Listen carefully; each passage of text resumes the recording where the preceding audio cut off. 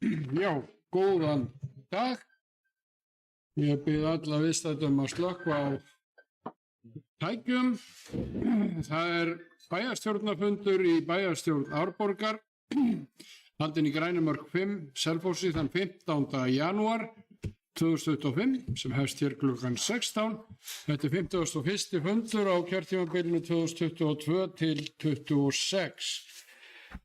Mættir eru til fundarins Kjartan Björnsson, forseti bæjarstjórnar, sá sem hér stendur, Bragi Bjarnason, bæjarfulltrúi í D-lista, Fjóla Steindóra Kristinsdóttir, bæjarfulltrúi í D-lista, Sveinn Ægir Birgisson, bæjarfulltrúi í D-lista, Brynhildur Jónsdóttir, bæjarfulltrúi í D-lista, Helga Lind Pálsdóttir, bæjarfulltrúi í D-lista, Arna Ýr Gunnarsdóttir, bæjarfulltrúi í S-lista, Sigurjón Vítalín Guðmundsson, bæjarfulltrúi í S-lista, Arnar Freyr Ólafsson, bæjarfulltrúi í B-lista, Ellý Tómasdóttir, bæjarfulltrúi í B-lista og Axel Sigurðsson, varabæjarfulltrúi í A-lista.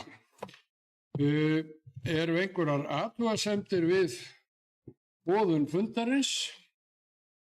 Ef svo er ekki, þá göngum við til dagskrár, en áður en við hefjum hana vil ég óska bæjarfulltrúum, bæjarbúum og öllum sem til okkar heyra gleðilegs nýs árs. Þetta er fyrsti fundur á þessu ári 2025. En við göngum þá til dagskrár. Það er fyrsta mál aðalskipulag Árborgar 2020 til 36, breytingar 2. Á ASK 24, tillaga frá 38. fundi skipulagsnefndar frá 18. desember síðastliðinn, liður 1. Tillaga aðalskipulagsbreytingar Árborgar 20 til 36, breytingar 2 voru lagðar fram á fundi skipulagsnefndar eftir auglýsingu samkvæmt 31. grein skipulagslaga nr. 123/2010 sem lá frammi frá 31. október 24 til 12. desember 24. Er að ræða breytingar á aðalskipulagi sveitarfélagsins Árborgar 20 til 36 á Selfossi. Austur-vestur flugbrautin á Selfossflugvelli er stytt svo hún sé aðeins á landi í eigu sveitarfélagsins Árborgar en ekki á landi í einkaeigu. Sömuleiðis er að opna svæði OP1 minnkað og verður aðeins á landi í eigu sveitarfélagsins. Þéttbýlismörkum Selfoss er breytt til samræmis. Landbúnaðarland L2 er stækkað yfir það svæði sem var opið svæði og flugvöllur. Breytingar eru eftirfarandi. Númer 1. Selfoss flugvöllur. Vesturbraut flugvallarins er stytt, tekin er út sá hluti hennar sem er á landi í einkaeigu. Hindranaflötum er breytt til samræmis. 2. Opið svæði OP1 er minnkað norðan Selfoss flugvallar og verður aðeins á landi í eigu sveitarfélagsins. 3. Landbúnaðarsvæði L2 er stækkað yfir það svæði sem var opið svæði og flugvöllur. 4. Þéttbýlismörkum Selfoss er breytt og aðlöguð að breyttri afmörkun Selfoss flugvallar og opins svæðis. 5. Kjallarar á Selfossi. Heimilt verður að vera með bílakjallar á Selfossi og gildir það líka flóðasvæði en kjallarar á slíkum svæðum skulu uppfylla tiltekin skilyrði. 6. Lóðin Austurvegur 20 verður öll miðsvæði. Í dag er helmingur hennar samfélagsþjónusta. Að öðru leyti en því sem hér er greint frá gilda skilmálar eldra aðalskipulags með síðari breytingum, gerði breyting á greinargerð og uppdráttum. Gildandi og breyttur aðalskipulags uppdráttur fyrir Selfoss í mælikvarðanum 1 á móti 10.000, ásamt breyttum uppdrætti fyrir dreifbýli í mælikvarðanum 1 á móti 50.000. Greinargerð með forsendum og umhverfismatsskýrslu. Engar athugasemdir bárust frá almenningi. Umsagnir bárust frá flugklúbbi Selfoss, Heilbrigðiseftirliti Suðurlands, Isavia, Minjastofnun Íslands, Umhverfisstofnun, Vegagerðinni og Veðurstofu Íslands. Í athugasemd Heilbrigðiseftirlits Suðurlands er gerð athugasemd við að breytingar og stefnu aðalskipulags landnotkun geti haft áhrif á starfsemi sem þegar er til staðar innan þeirra landnotkunarreita sem skipulagsbreytingar ná til. Og að heilbrigðisnefnd sé óheimilt að endurnýja starfsleyfisskráningu fyrir starfsemina sé hún ekki í samræmi við landnotkun eftir breytingar. Þá er einnig bent á að ekki sé gert grein fyrir því hvenær og hvernig fyrirhugaðar breytingar komi til framkvæmda og hvað gildi fram að því. Isavia gerir í umsögn sinni athugasemd varðandi styttingu flugbrautar og þeirra áhrif á möguleik og notkun flugvallarins sem kann að valda. sem það kann að valda. Flugklúbbur Selfoss mótmælir skipulaginu og telja að það hefti þróun og uppbyggingu Selfossflugvallar ásamt því að möguleika sveitarfélagsins á tekjuöflum verði að engu eða minnki verulega. Veðurstofa Íslands bendir á varðandi heimild fyrir bílakjöllurum og flóðasvæðum að erfitt geti verið að draga úr tjónmætti flóða með vörnum. Skilvirkasta leiðin til þess að lágmarka tjón af völdum flóða er að beita skipulagsáætlunum til þess að koma í veg fyrir að tjónnæmi samfélagsins aukist.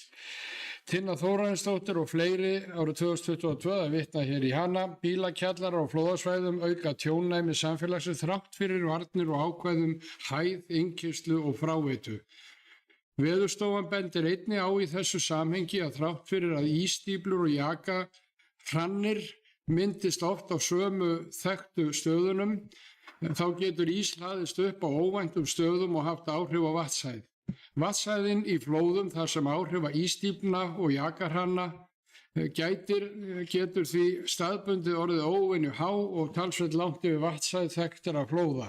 Erfitt getur verið að taka tilliti þessa óvissuþáttar í hættumati flóða og því vert að hafa hann í huga við skipulag nærri ám sem þekkt er að ísstíflun myndist í.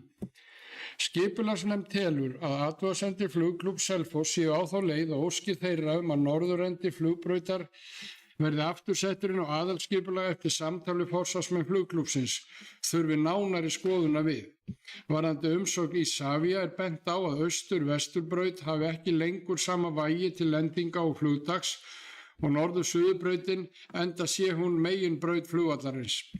Vegna umsagna heilbrigðiseftirlits Suðurlands bendir nefndin á að breytingar og gildandi aðalskipulagi geti haft í för með sér að núgildandi rekstrarleyfi á sumum stöðum falli úr gildi við breytingu. Það sé eðli breytinga. Varðandi hvenær breytingar taki gildi þá er það þegar tillagan verður auglýst með gildistöku í B-deild stjórnar tíðinda. Vegna umsagnar Veðurstofu Íslands vill nefndin taka fram að nú þegar er í gildi deiliskipulag íbúðabyggðar í Árbakkalandi og eru uppi áform byggingu kjallara undir nokkur fjölbýlishús. Staðsetning þeirra húsa er syðst og í norðausturhluta svæðis. Nefndin telur að með skýrum fyrirmælum í deiliskipulagsbreytingu verði gerð krafa öflugan öryggisbúnað sem veitir út vatni komi til þess og þar með takmarki hugsanleg tjón vegna flóðavatns. Skipulags- og byggingarnefnd samþykkir í samræmi með 37. grein skipulagslaga nr. 123/2010 tillögu að breytingu á aðalskipulagi Árborgar 20-36 og leggur til við bæjarstjórn Árborgar að tillagan verði samþykkt í samræmi með 37. grein skipulagslaga nr. 123/2010 og feli skipulagsfulltrúa að svara þeim umsagnaraðilum vegna ábendingu og athugasemda sem fram hafa komið og senda skipulagsstofnun tillögun til afgreiðslu í samræmi með aðra málsgrein 32. greinar skipulagslaga. Og hér eru þetta fjölmörg fylgiskjöl með í þessu máli. Þetta eru þetta viðamikið mál og ég ætla nú ekki að fara yfir fylgiskjölin hér en þau má sjá að fundi loknum þegar að fundargerðin verður birt opinberlega öðrum til glöggvunar. En ég opna fyrir mælendaskrá og Bragi Bjarnason bæjarfulltrúi D-lista hefur beðið orðið.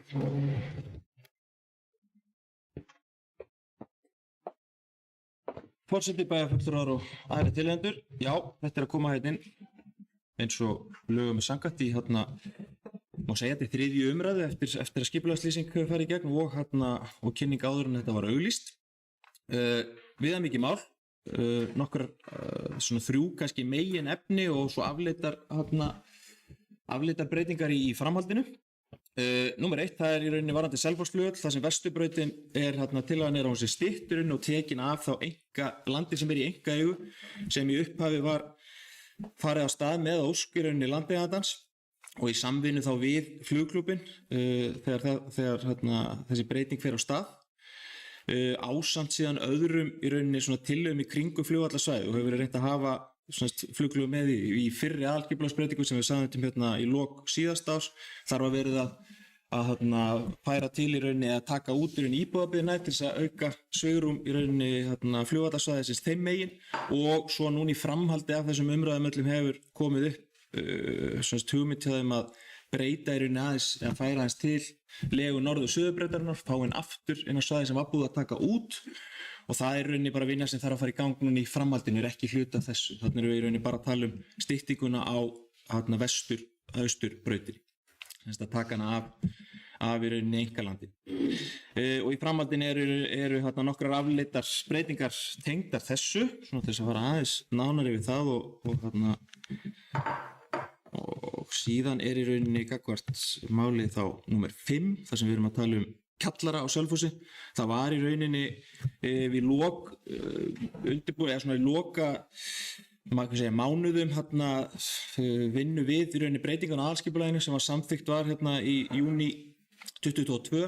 Þá var í rauninni búið að samþykkja að setja inn í rauninni þessa heimild, en fyrir bara, ég nú sagt ekki við neitt að sakast með það, bara mistök að þá fór svo text ekki inn og var þar alveg til komin svo ósk til okkar að þetta í þessi breyting farin inn í samræmi með það sem var búið að ákveða þar og það gert þá í rauninni í þessum farvegi, en leið aðeins farið betur yfir í skilgreiningunni varðandi þau skilyrði sem eru tekin og það kemur rauninni fram í gögnunum og í textunum við það sem er rauninni bætt mjög skýrt inn í að ekki sé heimilt að vera með íbúðir eða geymslur í kjallara á þekktum flóðasvæðum. Það er í rauninni eingöngu verið að tala bílakjallara og þá í rauninni heimilt að vera með bílakjallara á þekktum flóðasvæðum, en það eru svo sem deiliskipulagi sem kom fram í inngangnum í gildi á þessum svæðum og hefur verið í rauninni í allmörg ár. Inngangur eða innkeyrsla skal vera 1 metra yfir þekktum flóðamörkum í samræmi við áður þannig texta sem hefur verið inni, en dælubúnað með varaafli skal sjá afvötnun og kjallari ekki beintengdu fráveitu. Deilibúnaður fyrir rafmagn ekki heimilaður og tryggja skal flóttaleiðir, útfærslur en fyrirkomulag skal auðvitað nánar útfæra í deiliskipulagi og þannig erum við rauninni eins og gerum við aðalskipulagi. Heimildina til staða sé hægt að gera þetta með þessum annarkum, en ef viðkomandi kannakvort lóðarhafi eða landeigandi eftir í bara hvað við á þegar þarna kemur þarf síðan auðvitað að vinna þetta mun nánar í deiliskipulagi og hönnun. Þannig að við erum í rauninni bara að setja þessa heimild þarna inn og það er í rauninni liður 5 og tekur undir það og svona bara til að ræða þetta getur auðvitað verið útfært á marganátt. Er þetta hálf niðurgrafinn kjallari þannig að það sé verið að lyfta þá íbúðarhlutanum allaveg upp eða er hann alveg niður. Það er bara einmitt, það er akkurat útfærsluatriði sem er unnið þá nánar í deiliskipulagi, ekki í aðalskipulagi. Við erum bara að reyna að ná utanum þennan hluta. Síðan er það liður 6, þar sem lóðin Austurvegur 20 verður öll miðsvæðis, en þar var í rauninni samfélagsþjónusta á hluta lóðarinnar, voru skólabyggingar þarna til margra ára og er þá í rauninni verið að samræma öll lóðin fallið undir miðsvæði og samfélagsþjónustan tekin út. Þannig að þetta eru, eins og ég segi, viðmiklar og við getum átt bjallin það og umsagnir komnar og við erum að reyna sérstaklega tengstu við flugklúbbin að vinna áfram að uppbyggingu þess svæðis sem er bara mjög mikilvægt fyrir samfélagið, en í ljósi bara afgreiðslu þá eins og við höfum gert áður þegar við erum að tala þá þarf bæjarstjórn að gera breytingarnar rauninni að sinni í rauninni og orða, þannig ég svona legg fram þá tillögu sem að út frá bókun skipulagsnefndar sem er búin að vinna þetta mjög ítarlega og les hana upp hann að hún komi fram, en heldum við áfram bara umræðum, að bæjarstjórn sem telur að athugasemdir í flugklúbb Selfoss sé á það leið að óskir þeirra sé á norðurendi flugbrautar að vera aftur settur inn á aðalskipulag, eftir samtal við forsvarsmenn flugklúbbs þurfi nánari skoðunar við. Varðandi umsögn Ísafjarðar er bent á að Austur-Vesturbraut hafi ekki lengur sama vægi til lendinga og flugtaks og Norður-Suðurbrautin enda sé hún meginbraut flugvallarins. Vegna umsagnar Heilbrigðiseftirlits Suðurlands bendir bæjarstjórn á að breytingar á gildandi aðalskipulagi geti haft í för með sér að núgildandi rekstrar á sumurstöðum falli úr gildi við breytinguna. Það sé eðli breytinga. Varðandi hvenær breytingar taki gildi þá er það þegar tillagan verður auglýst með gildistöku í B-deild stjórnartíðinda. Vegna umsagnar Veðurstofu Íslands vill bæjarstjórn árétta nú þegar í gildi deiliskipulag íbúðabyggðar í Árbakkalandi og eru uppi áformi byggingar kjallara undir nokkrum fjölbýlishúsa. Staðsetning þeirra húsa er syðst og í norðaustur hluta svæðisins. Bæjarstjórn telur að með skýrum fyrirmælum í deiliskipulagsbreytingu verði gerð krafa öflugan öryggisbúnað sem veitur úr vatni komi til þess og þar með takmarki hugsanlegt tjón vegna flóðavatns. Og þá er bæjarstjórn Árborgar samþykki tillöguna að breytingum á aðalskipulagi Árborgar 2020-2036 í samræmi með 36. grein skipulagslaga 123/2010 og felur skipulagsfulltrúa að svara þeim umsagnaraðilum vegna ábendinga og athugasemda sem fram hafa komið. og senda Skipulagsstofnun tillöguna við afgreiðslu í samræmi við 2. málsgrein 32. grein skipulagslaga. Ég veit þetta tvítekning en þarna erum við að gera sem bókun skipulagsnefndar af okkar til að afgreiða. Þannig að hún lögð þarna svona fram þannig að allir hafa hann upphafi en annars er við lokið málum mínu. Takk fyrir.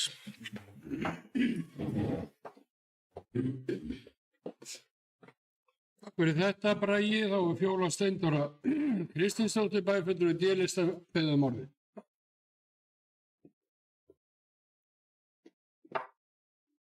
Já, forseti, bæjarfulltrúar, aðrir tilheyrendur, gleðilegt nýtt ár, bara hressandi að vera mættur aftur. Ég kem hér undir lið, bara fyrsta mál á dagskrá og undir að taka nokkra liði hér fyrir.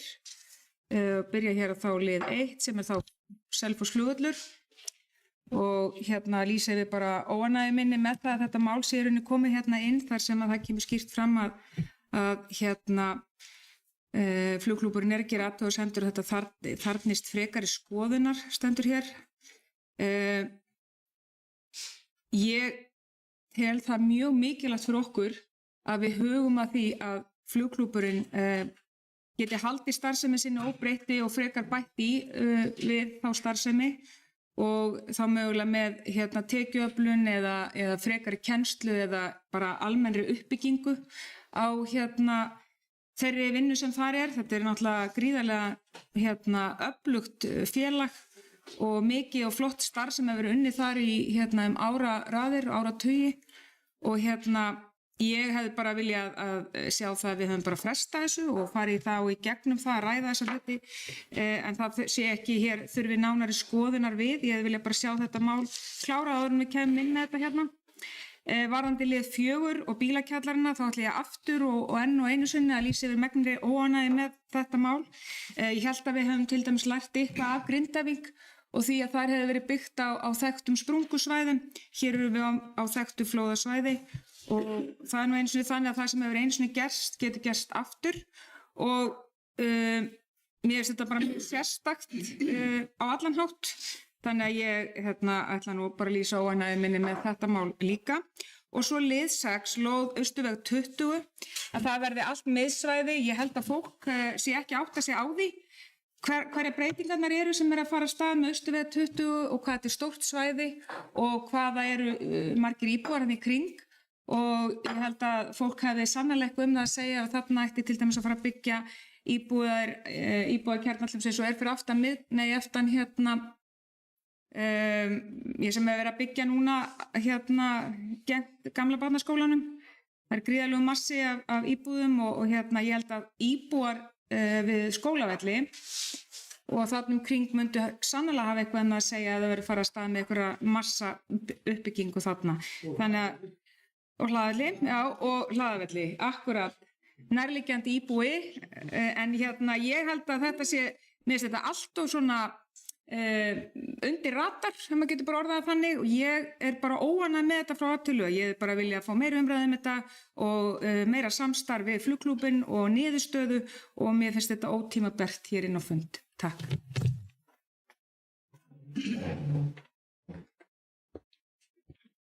Takk fyrir þetta Fjóla. Þá er Sigurjón Vítalín Guðmundsson, bæjarfulltrúi D-lista og skættur að fá að taka til máls. Festlista. Já, fyrirgjöðu, það var bara einu sinni. Fyrirgjöðu. Já, herra Hósti, ágætu bæjarfulltrúar aðrir tilheyrendur. Já, ég kem hérna upp vegna þessara tillögu breytingu á alskipulagi. Ég verð bara að taka undir með bæjarfulltrúi Fjólu. Mér finnst þetta að vera fullbratt og þetta þarfnist nú kannski frekari skoðunar. Fyrir að fyrsta þá skil ég ekki alveg hvaða breyting hefur orðið á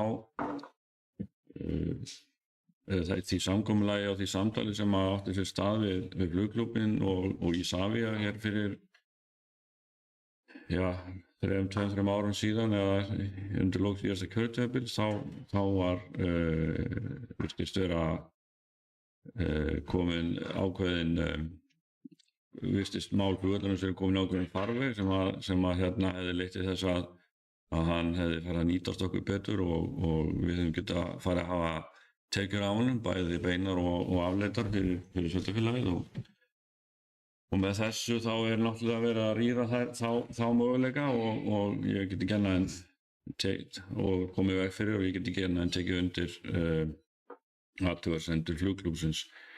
Það sem að mér finnst kannski öllu alvarlegra er að ég fara að heimila hér bílakjallara á flóðasvæðum. Þetta finnst mér bara vera í meira lagi vanhugsað.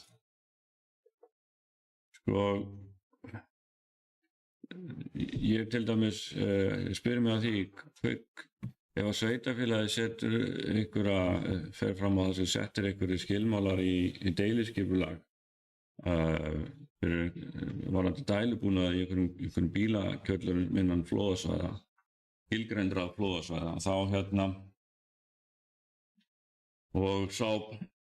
og síðan gerist eitthvað sem að verður þess valdandi að þessi dælubúnaður ekki fullnægjandi. Ég bara bendi á að meðalrennsli í Ölfusá 400 rúmmetrar á sekúndu. Ég veit ekki hvaða dælubúnaður í heiminum ræður við það. Ég held að það sé bara ekki til. Þannig væstu það fullera það. Og hver er þá hugsanlega skaðabóta væri þá sveitarfélagið að skapa sér einhvers konar skaðabótaskyldu með því að vera heimila þetta á þekktu flóðasvæði, setja einhver skilyrði sem ekki væri síðan annarkvæmt hægt að fara eftir eða bara kæmi eitthvað fyrir, ófyrirséð. Mér finnst þetta bara, ég sé ekki þörfin á því að vera að taka þennan séns, en svo langar mér líka að taka undir með Fjólu varðandi Austurveg 20. Ég held að við verum að hafa það í huga og vera alveg meðvituð það að það býður upp á sams konar byggingu og verið að byggja á bakvið Arion banka við Tryggvagötu gegnt sundlauginni hér. Þannig að ég held við ættum að fresta þessu máli og skoða þetta betur.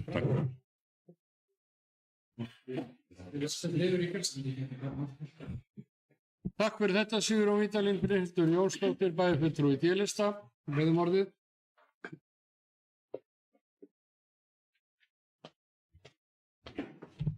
Já, forseti, bæjarfulltrúar er tilhendur. Ég kem undir máli fyrsta mál á dagskrá, sem aðalskipulagsbreyting. Varðandi fyrsta mál, það er Selfoss flugvöllur, Vesturbraut, flugvallarins er stytt. Þetta er auðvitað bara, þeir eru löngu hættir að nýta þennan hluta brautarinnar, þannig að þetta er bara í rauninni verið að færa þetta í það horf sem þeir eru að nýta. Ef við skoðum í rauninni bara aðalskipulagið, þá er búið að taka af norður-austurbrautinni og það var gert í síðasta aðalskipulagi og það er verið að huga að því að fara í framhaldi af þessum aðalskipulagsbreytingum í samstarf við þá að lengja afturbrautina, norður-austurbrautin sem er í rauninni aðalbrautin. Þannig að ég held að við eigum bara að halda áfram með þetta og samþykkja þessar breytingar. Takk.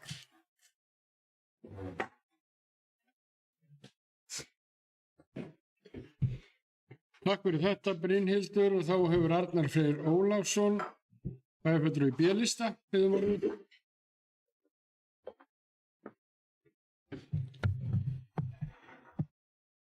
Já, takk fyrir það, virðulegur forseti, bæjarfulltrúar og aðrir tilheyrendur, og ég segi bara eins og forvera mínir, bara gleðilegt ár og hressandi að vera komin hér tilbaka og að hefja vinnu nýs árs. Ég vil líka taka það fram að ég átti nú þátti því inn í bæjarráði að samþykkja það að þetta yrði lagt fyrir inn í bæjarstjórn, en það í rauninni álíti ég ekki vera þannig að ég samþykki þetta nýja aðalskipulag að öllu leyti og að það sé í sjálfu sér margir ágættir punktar í þessu og í rauninni er það þannig eins og með flugvöllin að þarna lá þetta auðvitað á landi sem að var ekki eigu sveitarfélagsins og mögulega kannski einsýnt með það að það væri hægt að halda legunni þannig óbreyttri og hvet þá bara til þess að hún verði lengd á ný brautin og til samræmis við þar sem að kröfur raunverulega innanlandsflugs kveða á og þetta eru þetta þegar öll er á botning kvólt alveg gríðalegt öryggistæki fyrir íbúana og nærliggjandi sveitarfélög.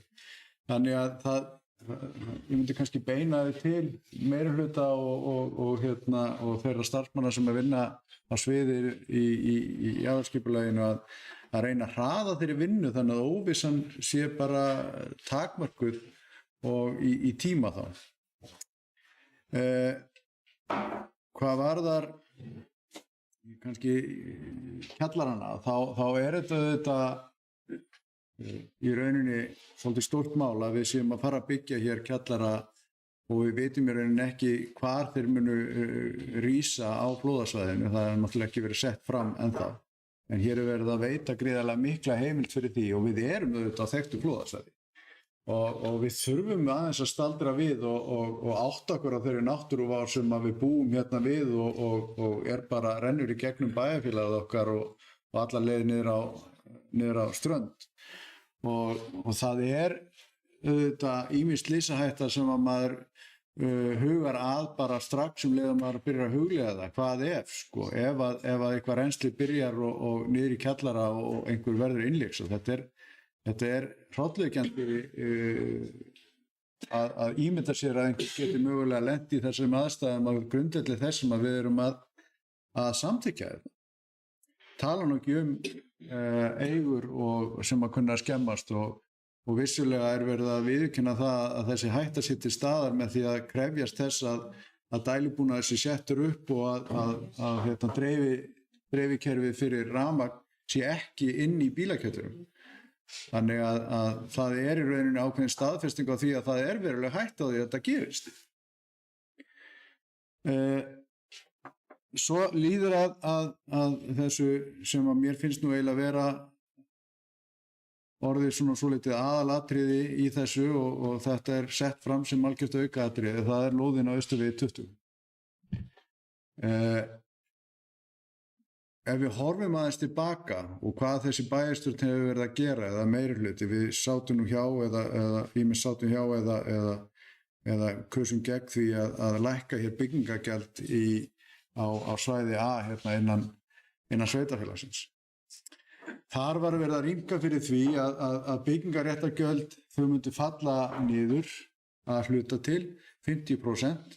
Svo að það veri hægt að ýta við þeim áformum sem voru komin á stað fyrir lóðaeigendur fyrir sveitarfélaginu innan þess svæðis. Þetta er ekki í rauninni, almenningur í rauninni er ekki lóðareigandi þarna heldur eru þetta oft á tíðum verktakar sem að hafa í rauninni eignast lóðir sem er bara gott og vel. En við settum á byggingaréttargjald til þess að þessar lóðir myndu stuðla að því að bæta rekstur sveitarfélagsins til þess að hann getur staðið undir þeirri fólksfjölgun sem að er fyrir því eða allavega er spáð. Ok, það er búið að rýmka fyrir byggingaréttargjaldinu, lækka það verulega fyrir aðila sem eiga lóðir hér í sveitarfélaginu. Núna er verið að fara að heimila til viðbótar við það, þá er að fara að heimila byggingu bílakjallara til þess að nýta lóðirnar ennþá betur og það er verið að breyta þetta lóðinu á Austurvegi 20 í byggingarhaft svæði fyrir íbúðir og ég veit ekki hversu stórun hluta það verður en ef ég man það rétt og þið með þá leiðrétta mig en ég var ekki fellt niður eða það er í rauninni verulega engin byggingaréttargjöld á bílakjöllurum og þá er í rauninni hægt að segja sem svo að í fjölbýlishúsi er bílakjallar ekkert annað en bílskur og allir aðrir þurfa að greiða af bílskurunum sínum nema þeir sem eru í fjölbýli, þeir náttúrulega greiða þá ekkert af því.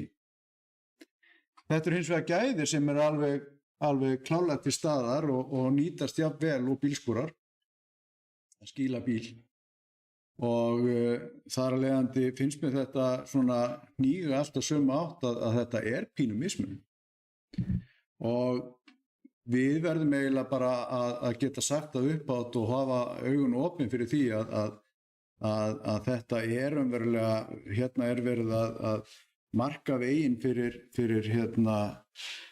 uppbyggingu innan sveitafélagsins og auðvelda auðvitað uppbyggingu og skýla ákveðnum aðilum fyrir því að mögulega vera að tapa á uppbyggingu hérna innan þessa svæðis. Ef að þessi rök væri tekin alvarlega að rýmka fyrir uppbyggingu að þá í rauninni væri það þannig að það myndi gilda allt sveitafélagið. En við höfum hort upp á það til dæmis í niður á Strönd að þar eru auðvitað byggingarréttargjöld til staðar og þar hins vegar uppbygging mjög lítil og við erum með rekstureiningar skóla sem að við erum að horfa á að eru eina dýrustu rekstureiningar sveitafélagsins og það væri í rauninni bara hagkvæmt fyrir sveitafélagið að stuðla að uppbyggingu niður á Strönd. Það er bara óumdeilt, ég held að við séum öll sammála það. En það er kvöðunum haldið óbreyttum af því að það er ekki sama og miðsvæði hérna á Selfossi. Þannig að mér finnst þetta sama meiði koma að mér finnst þetta svona tæplega sanngjarnt ef að verða að halda þessum rökum á lofti og meina eitthvað með þeim.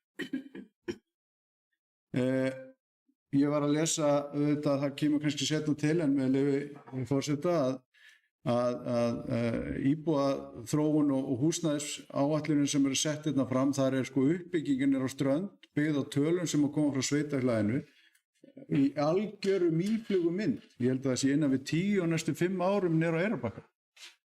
Og þið leiðir með kannski 20 en þetta náttúrulega, þarna ekki verið að setja mikið í eða mikla áherslu á það að reyna að byggja upp niður á Strönd. Og þannig að ég held að þessi rök séu bara í rauninni sett fram í hálfkæringi. En nóg þetta sinni, ég svona kannski bara vil klingja út með því að þessi uppbygging á bílakjallurum, það gæti orðið eitthvað sem að manni hrís hugur við á seinni stigum eða gerist eitthvað hérna í flóðum að slys getur orðið og það getur orðið mannskeppa.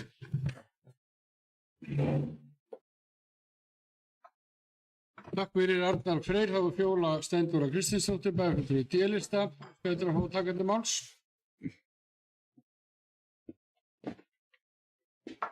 Forseti, bæjarfulltrúar, það eru tilheyrendur, já, mál 1.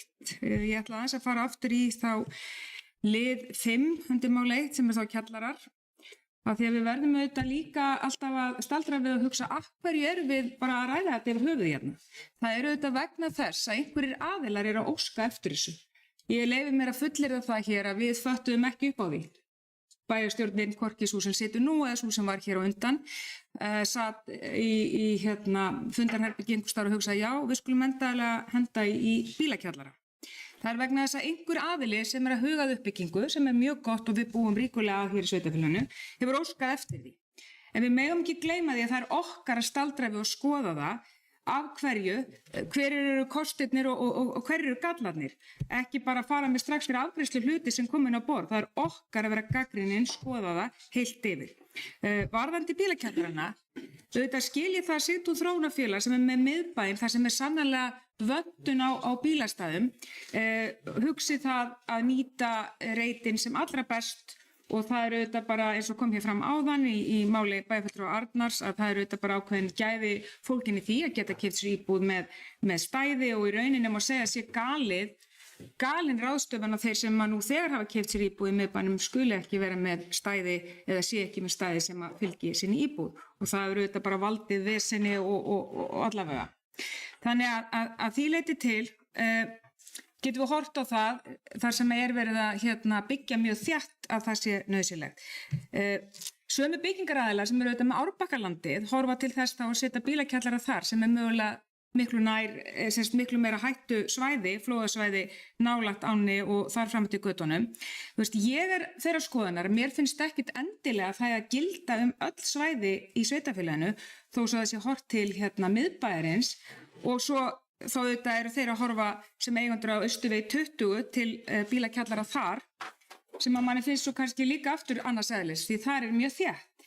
Þannig að ég er alveg hugsið við því að við skulum horfa heilt yfir á allt sveitarfélagið, bæði niður við niður í miðbæ og á þessum þéttingarreita lóðum með sama hætti. Mér finnst það ekki endilega það sem við höfum að vera að gera. Mér finnst að við þurfum að vera gagnrýnin, við þurfum að horfa á það sem að við höfum verið að upplifa í nærsveitarfélögum, það sem að hefur verið hort fram hjá hættumerkjum varðandi uppbyggingu.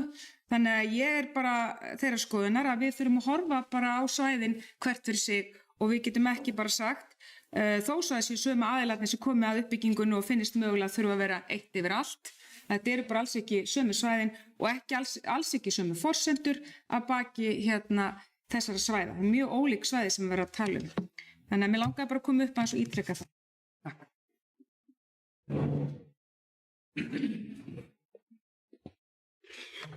Takk fyrir þetta, Fjóla Steindóra. Þá er Sigurjón Vídalín Guðmundsson, bæjarfulltrúi S-lista, óskar eftir að fá að taka til máls.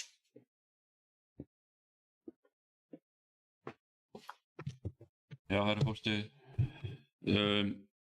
bara þannig hnykkja þessu varðandi kjallarana á flóðasvæðin, af því að þetta er mjög stórt mál. Við erum átt ykkur á því, ef þetta er heimilað, þá verður þetta ekki tekið aftur. Þá er þetta bara komið til að vera.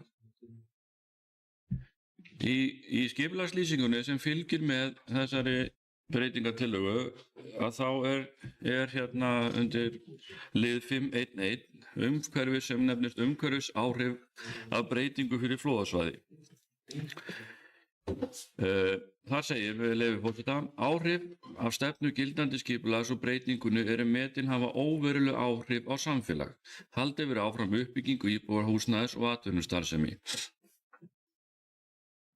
Það er að segja að þessi breyting kemur ekki til með að hafa áhrif á það hvort það verið haldið áfram að byggja hér upp eða ekki. Það er að segja breyting eða ekki breyting.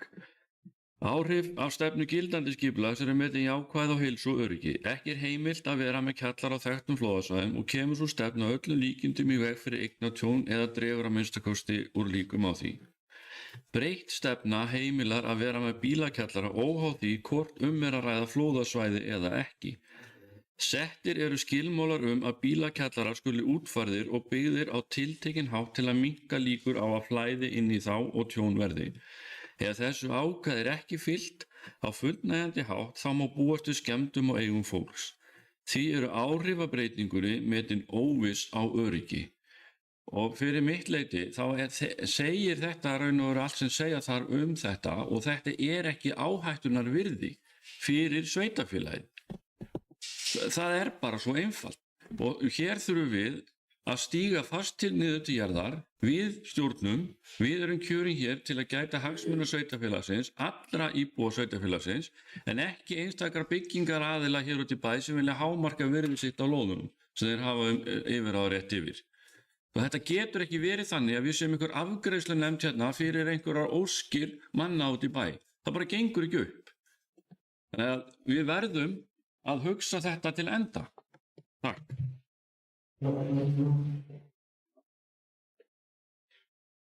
Takk fyrir þetta, Sigurjón Vídalín Guðmundsson. Þá er Sveinn Ægir Birgisson, bæjarfulltrúi D-lista, óskar eftir að fá að taka til máls.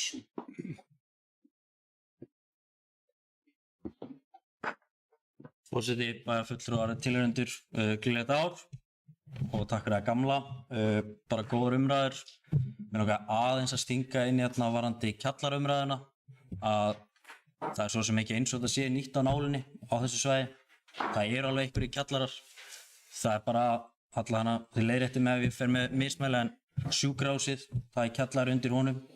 Árvegur 1 sem er björgunarmiðstöðin og slökkviliðsmiðstöðin, það er kjallari undir því. Grænumörk 2 sem er bara hérna hinn megin að þú veist rauninni er Selfoss kannski allt, ekki bara þetta ána, heldur allt flóðasvæði. Og ég veit ekki, þú veist, ég veit nú ekki hvort það hefur verið mikið vesen á þessum kjöllurum, ekki að mér teljandi. Auðvitað kemur alveg fyrir að það flæði eitthvað aðeins upp úr kannski niðurföllum í stórum veðrum en ekkert eitthvað altjón. En mér finnst sjálfum ekkert að því að séu bílakjallar setti upp á að nýta landið hvað best og það má alls ekki vera þannig að það sé kannski vera að nýta þetta sko ef við varum að heimilda sem geymslur og fólk væri að byrja að búa þarna, það er allt annað eins og við erum að sjá bara á iðnaðarsvæðum á höfuðborgarsvæðinu og bara víðar land þar sem þú veist, fólk er byrja að búa á iðnaðarsvæðum, að það er kannski annað sem þurfa að passa. Mér finnst bílakjallarar allt annað mál heldur en þetta, en ég vildi bara koma inn og stinga inn á að það eru fordæmi fyrir að það eru kjallar hérna á svæðinu og þeir eru nú bara alveg upp við rótina á þessu svæði sem við erum að tala um þarna. Að fólk má hafa skoðanir á þessum hlutum en ég vildi bara benda þessum og þakka bara góður umræður.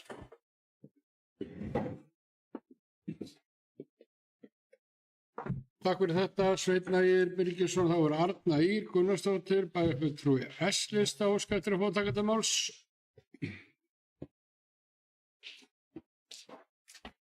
Forseti, ágætu bæjarfulltrúar og tilherendur.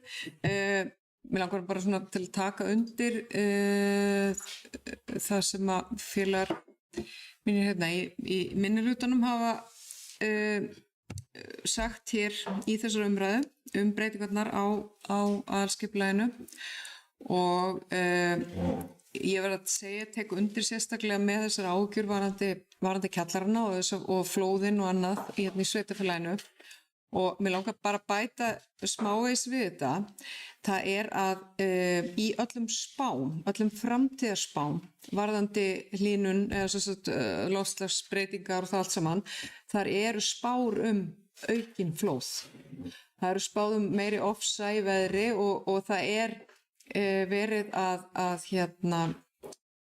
bara sérfræðingar spá, við munum sjá meiri flóð og tíðari flóð heldur við erum að sjá í dag og það er bara núna í dag. Það var bara fólk hérna sem vinnur með mér, það komst ekki eins og í vinnuna út af flóðum og ofsarigningin sem var hérna bæði í gær og dag, þetta er náttúrulega ekkert eðlilegt á þessum ástíma en það er allavega þannig að í öllum áætlunum, framtíðar áætlunum og spám, þá er verið að spá enn frekari flóðum og vatnavöxtum. Þannig að það er ástæða til þess að taka mark á þessum varnaðarorðum og því sem er rætt varðandi þessa hættu og sko ég ætla ekki að fara að tala hvað mér finnst persónulega. Ég hef enga þekkingu, ég hef enga forsendur, ég er að hlýða á og hlusta á það sem að sérfræðingar er að segja þessi mál. Þannig að sko það sem að við fáum frá okkar færara fólki sem er vísindafólk á þessu sviði og rannsakendur, það svona veldur mér áhyggjum. Takk.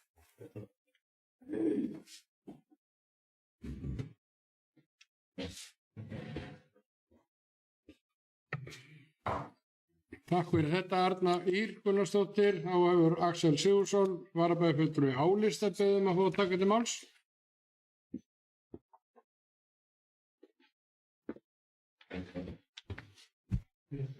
Bæjarfulltrúar, allir því sem heima sitja og horfið á.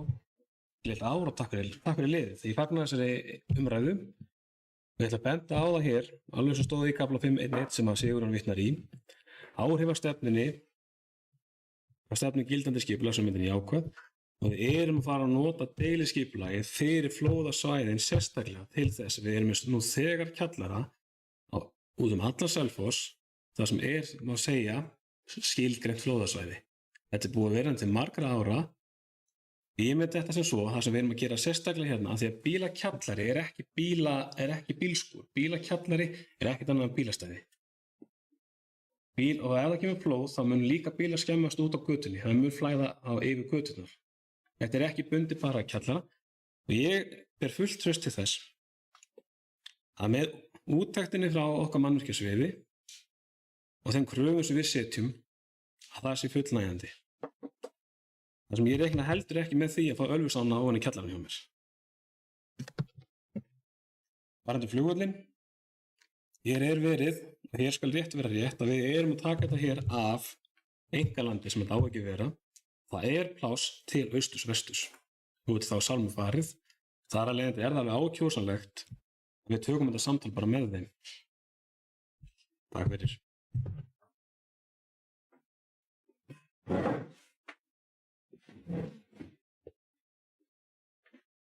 Takk fyrir þetta, Axel. Þá er Arnar Freyr Ólafsson, bæjarfulltrúi B-lista, beðið um orðið. Já, virðulegur forseti, bæjarfulltrúar og aðrir tilheyrendur.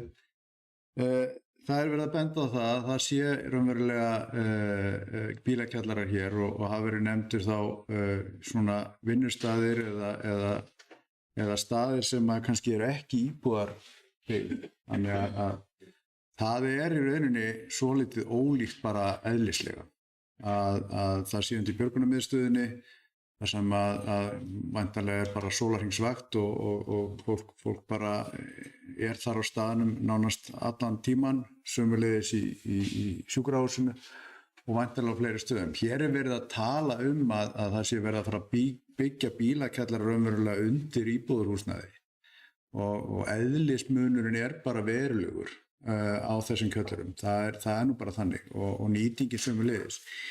Ég var ekki að segja bara svo ég víki aðeins að því sem ég sagði áður að ég var ekki að segja það að þetta væri bílskúr, þetta væri skýli fyrir bíla og það væri í rauninni eðli sínu mjög svipað og bílskúr og kannski þá bendir maður á það að í rauninni þessi gæði skuli vera í rauninni undanþegin því að það sé greitt að þessu byggingarréttargjald og það er kannski eitthvað sem raunverulega umhugsunarvert.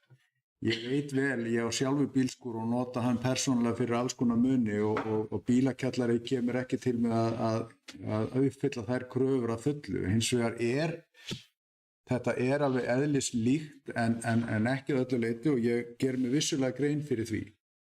En bara svona til þess að benda á það að hér verið að í rauninni að fara að svolítið að breyta stefnu, þar að segja að setja eða heimila hér uppbyggingu og bílakjöllurum undir íbúðarhúsnæði og ef að það einhvers staðar hérna í bænum þá svo sem ábending bara vel þegin, það ekki það og enda þetta ekkert gert með einhverju þjósti hérna eða persónulegum árásum, heldur ég bara einfaldlega að ræða þetta á þessum opna grunni að þessi eðlismunur talsverður og við komum til með að sjá að hvatinn til þess að byggja bílakjallara hér undir íbúðarhúsnæði, hún hefur verið gefið undir fótinn og við sjáum það þá í auknum mæli að þetta mun gerast og það í rauninni kannski bara umhugsunarvert og ég tek undir einmitt orð Sigurjóns að við þurfum að staldra við og huga að þessu og mögulega að fresta þessu máli og hugsa þetta betur og ég legg það til og tek undir þar að leiðandi frestun með Sigurjóni eftir þessar umræður hér. Takk.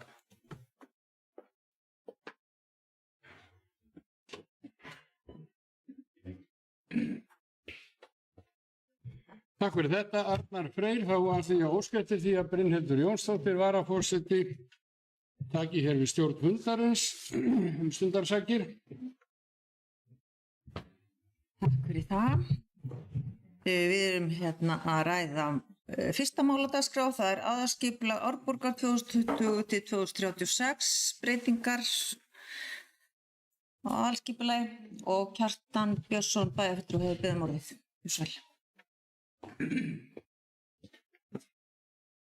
Já, forseti, góðir bæjarfulltrúar og tilheyrendur. Já, þetta svo framkom í byrjun nokkuð viðamikla breytingar í sjálfum sér og eðli þeirra talsvert. Ég hef persónulega bæði fyrir mína setu í bæjarstjórn og meðan henni hefur staðið verið eindreginn stuðningsmaður Selfossflugvallar og sé ákveðna möguleika með hann inn í framtíðina og ég tel að við eigum að vera mjög á varbergi með að verja hans stöðu, bæði hvað varðar útþenslu íbúðabyggðar og annarra byggingar sem að sækja þetta að þessu svæði. Þetta var náttúrulega einu sinni út í okkar ungdæmi hér út í sveit, en mér hafa nú verið farið svona nokkuð samfærandi rök varðandi breytingarnar á flugvellinum og ég ætla fyrir mitt leyti að kaupa þau og ef við förum þó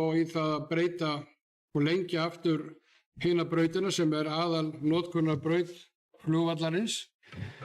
Nú, það auðvitað með kjallarana sko að því að bæjarfulltrúi Sigurjón Vídalín nefndi hér áðan var, má segja fyrirfram varðandi mögulega skaðabóta skyldu sveitarfélagsins. Ég náttúrulega treysti fagmönnum betur kannski til þess að þetta meta það hvað eru tilheyrandi eða viðhlítandi skilyrði fyrir byggingu slíkara kjallara. Við þurfum auðvitað að treysta því, en það vita þau allir sem að hér búa að við vitum ekkert hverju áin okkar tekur upp á sem dæmi og við höfum svo sem orðið þess áþreifanlega var á síðustu 1-2 árum að hún svona aðeins að yppa sig. Hún var hér með risastór flóðbæði 48 og 68 og annað svo 2006 ef ég man rétt.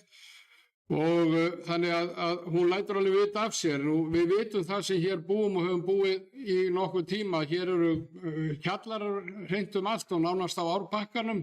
Meðal hans hér í tiltölulega nýlega byggðu húsi við Áruveginn er bílskur undir og nánast bara opið inn í hann beint frá ánni undir blokkinni hér sem að Guðjón Sigfússon byggði.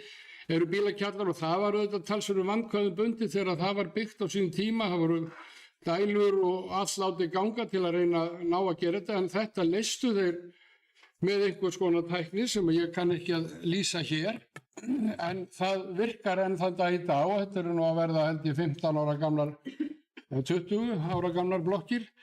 Og svo vitum við það að við Þóristún sem er auðvitað í beinni línu við básinn þar sem að getur nú flætt líka yfir og hefur orðið barmafullt með sér í tvígang í vetur, tvígang, að þar eru bara strax við bílskúrar með sér að hluta til svona aðeins grafni niður.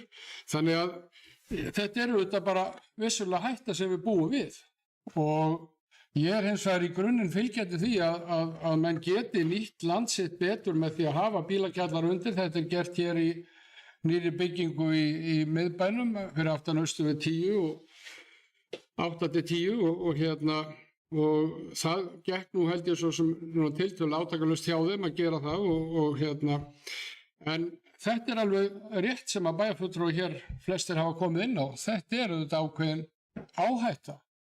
Og ég segi það bara, ég sé ekki samt alveg beint hvort að skaðabóta skylda sveitarfélagsins yrði á síðari stigum, væri það þá með þá bílakjallar sem þegar hafa verið byggðir hér inn á flóðasvæðum, gamlar ákvarðanir sem teknum voru hér bæði miðja síðustu öld og síðan alveg fram á þessa. Ég fæ það ekki alveg séð, en þetta er þetta bara ákveðin skilyrði sem að mann gera og það eru svo þær ráðstafanir sem að mannlegt vald getur gert til þess að koma í veg fyrir slíkt. Þannig að ég veit ekki, það auðvitað getur maður verið, eins og segi, hort í báðar áttir með þetta mál. Ég skal viðurkenna það. Svo ég bara tjáum mig hér, því ég geri það nú ekki mjög oft, ekki í almennum umræðum.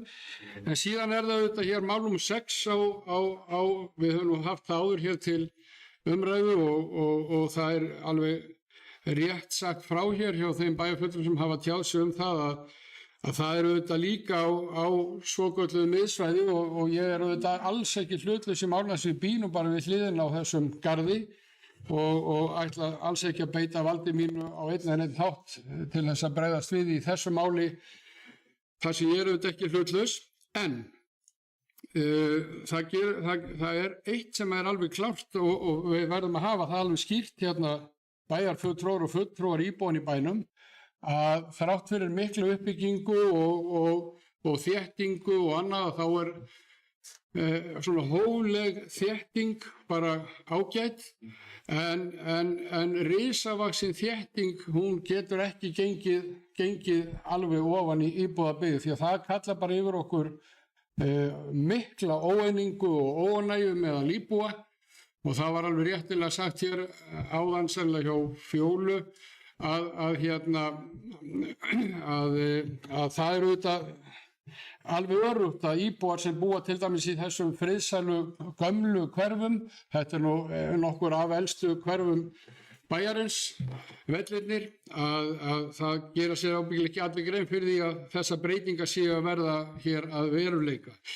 En það eru auðvitað komandi bæjarstjórnar og væntanlega þessarar og síðari hluta þessa kjörtímabils að taka þá afstöðu til þess ef að koma stórar hugmyndir. Það hafa verið ræddar hugmyndir að byggja á þessum reit hótel og hérna mönnum hafi svona allavega mínum nákvæmum lítist eilítið betur og það heldur hann að fara að fá þarna risavaxið fjölbýlishús sem ég hygg að allir munu leggjast gegn. En þetta svona bara mína vangaveltur, ég vildi koma þess með þær og að því ég tekum hér frekar sjaldan til máls þetta en mér fannst þetta mál svona snúa þannig meira að mér en mig langaði að tjá mig. Takk fyrir. Já, takk fyrir þetta. En þá tekur Kjartan Björnsson forseti Byggðastjórnar aftur við fundinum. Gjörðu svo vel, Kjartan. Takk fyrir þetta Brynhildur. Þá hefur Axel Sigurðsson varabæjarfulltrúi álista óskað eftir að fá að taka til máls.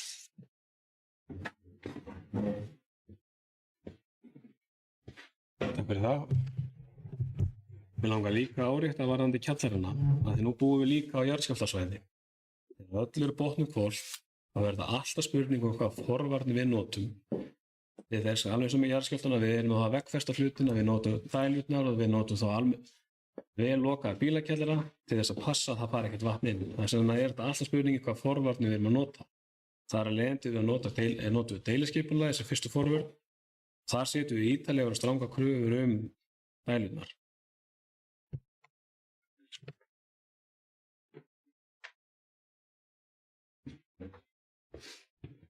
Takk fyrir þetta. Axel Sigurðsson, eru fleiri sem vilja tjá sig þetta fyrsta mál á 51. bæjarstjórnarfundi Árborgar og þeim fyrsta á árinu 2025. Við erum hér enn í fyrsta málunum aðalskipulag Árborgar 2020 til 36 og það eru hér breytingar í 6 liðum sem við erum búin að ræða hér í einum 15-20 ræðum sem bara gagnlegt og gott að fara yfir. Eru fleiri sem vilja tjá sig? Ef svo ekki, þá göngum við til atkvæða þetta og ég bið fólk að gefa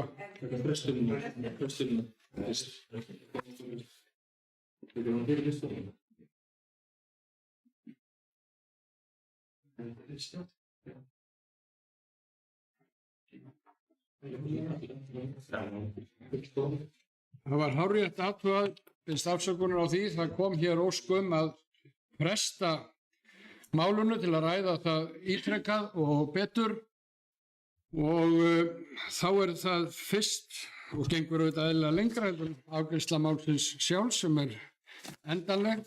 Þeir sem að samþykkja það að fresta þessu máli númer 1 sem við höfum verið hér að ræða vinsamlegast gefið merki. Þeir sem eru því mótfallin, vinsamlegast gefið merki. Það fellt með 6 atkvæðum, 5 atkvæðum D-lista og 1 atkvæði A-lista og samþykkt með 2 atkvæðum S-lista, 1 atkvæði D-lista og 2 atkvæðum B-lista. Og þá komið að afgreiðslu málsins og þá ber ég upp til atkvæða málið í heild sinni og eins og við erum búin að ræða hér að framan með þeim langa og mikla texta sem hér fylgir og fjölmörgum fylgiskjölum. Þeir sem eru því samþykk vinsamlegast gefið merki. Þeir sem eru á móti, það samþykkt með 6 atkvæðum, 5 atkvæðum D-lista og 1 atkvæði A-lista og á móti greiða 2 atkvæði frá S-lista, 1 frá D-lista og 2 frá B-lista. Og þá komið að máli nr. 2 á dagskrárfundarins sem húsnæðisáætlun 2025. Húsnæðisáætlun fyrir sveitarfélagið Árborg 2025 tekur áfram mið af 2 meginþáttum sem hafa áhrif á áætlunina.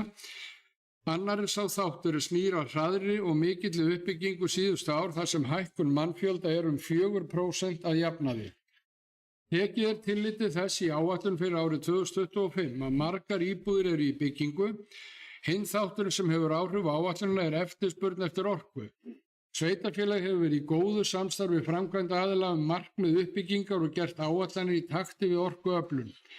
Staðan góð fyrir næstu árin en mikilvægt að horfa til frekari orkuöflunar ásamt uppbyggingu annarra innviða til að mæta auknum íbúafjölda í ljósi framangreinds, gerir Háspá ráð fyrir 6% íbúafjölgun, miðspá 4% og lágspá 2% fyrir árið 2025.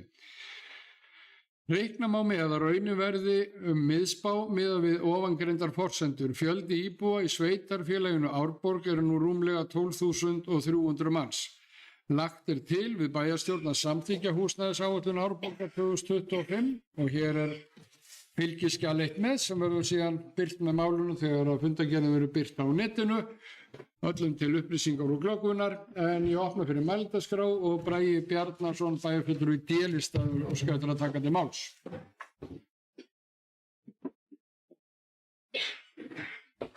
Forseti, bæjarfulltrúar og aðrir tilheyrendur.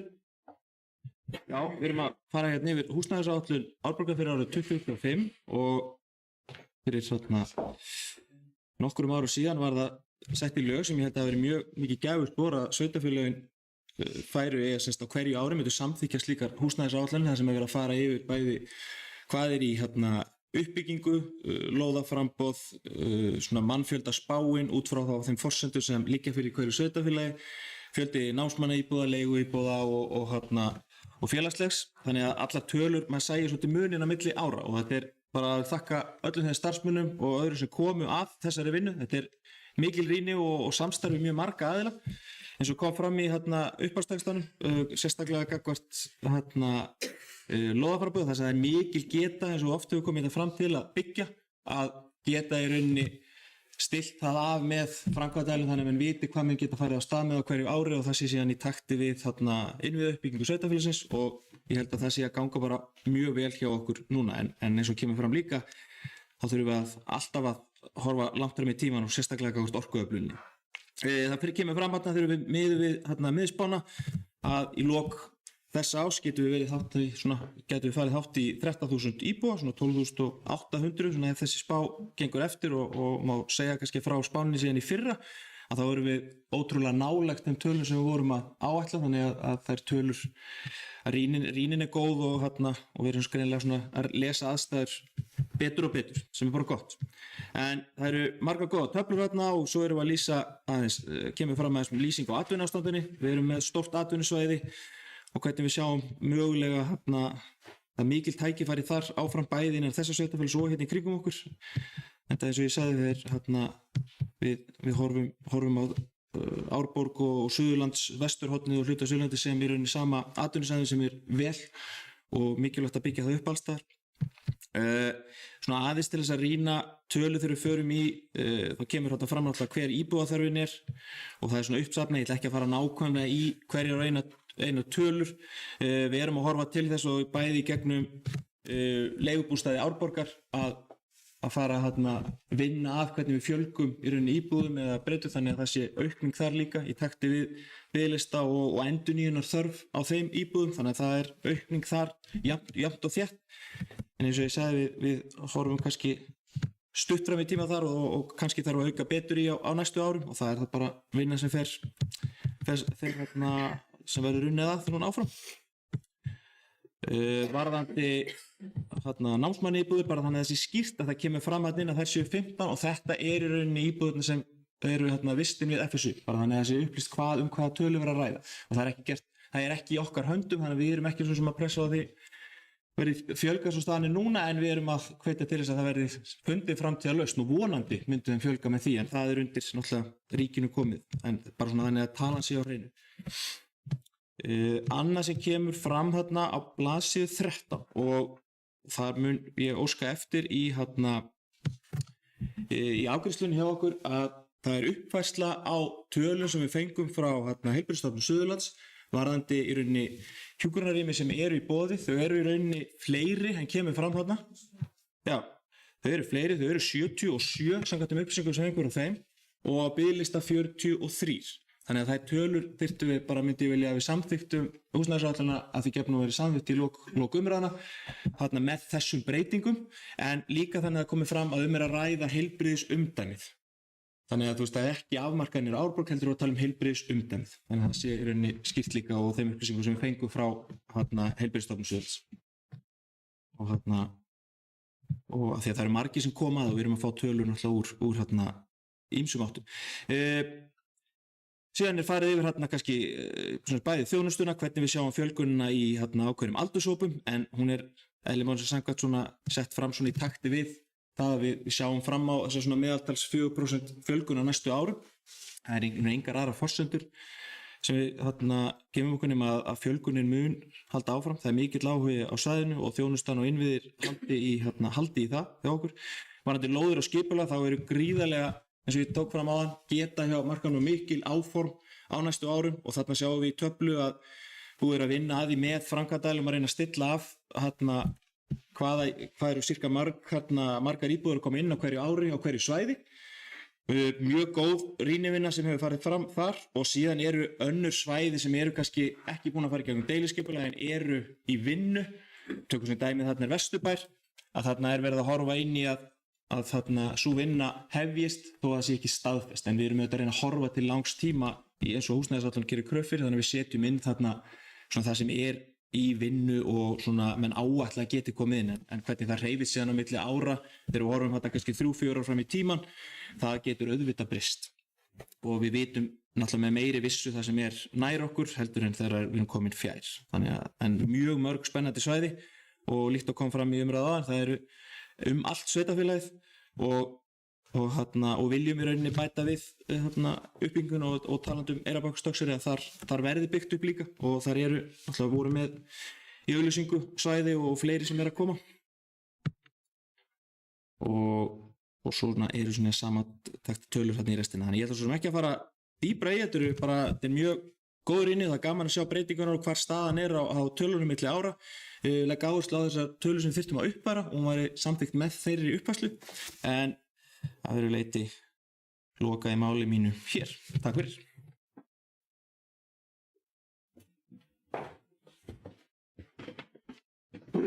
Takk fyrir þetta Bragi Bjarnason. Eru fleiri sem vilja tjá sig húsnæðisáætlun 2025? Arnar Freyr Ólafsson, bæjarfulltrúi B-lista, óskar eftir að taka til máls. Já, virðulegur forseti, bæjarfulltrúar aðra tilheyrendur. Já, ég tók svo sem ábendingunum það að geyma umræðuna þessa húsnæðisáætlun þangað til að þenni kemur og ræddi hana lítillega áðan og ég var svona í millitíðin að telja út hvað hver metnaðurinn fyrir þorpuna niðri við strönd og ef ég tel rétt að þá eru á næstu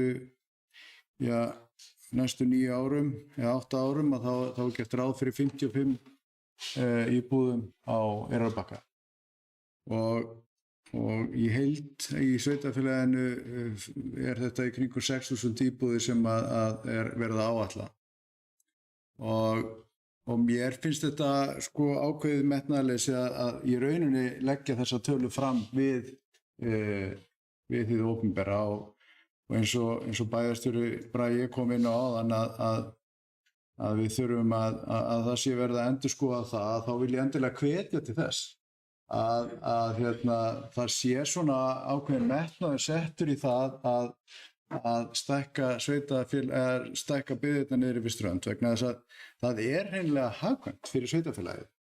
Fyrsta lagi er mikið af íbúðum eða mikið af lóðum þarna sem eru í eigu sveitarfélagsins og það getur bara verið mjög hagkvæmt fyrir sveitarfélagið að nýta það og byggja upp þessi þorp.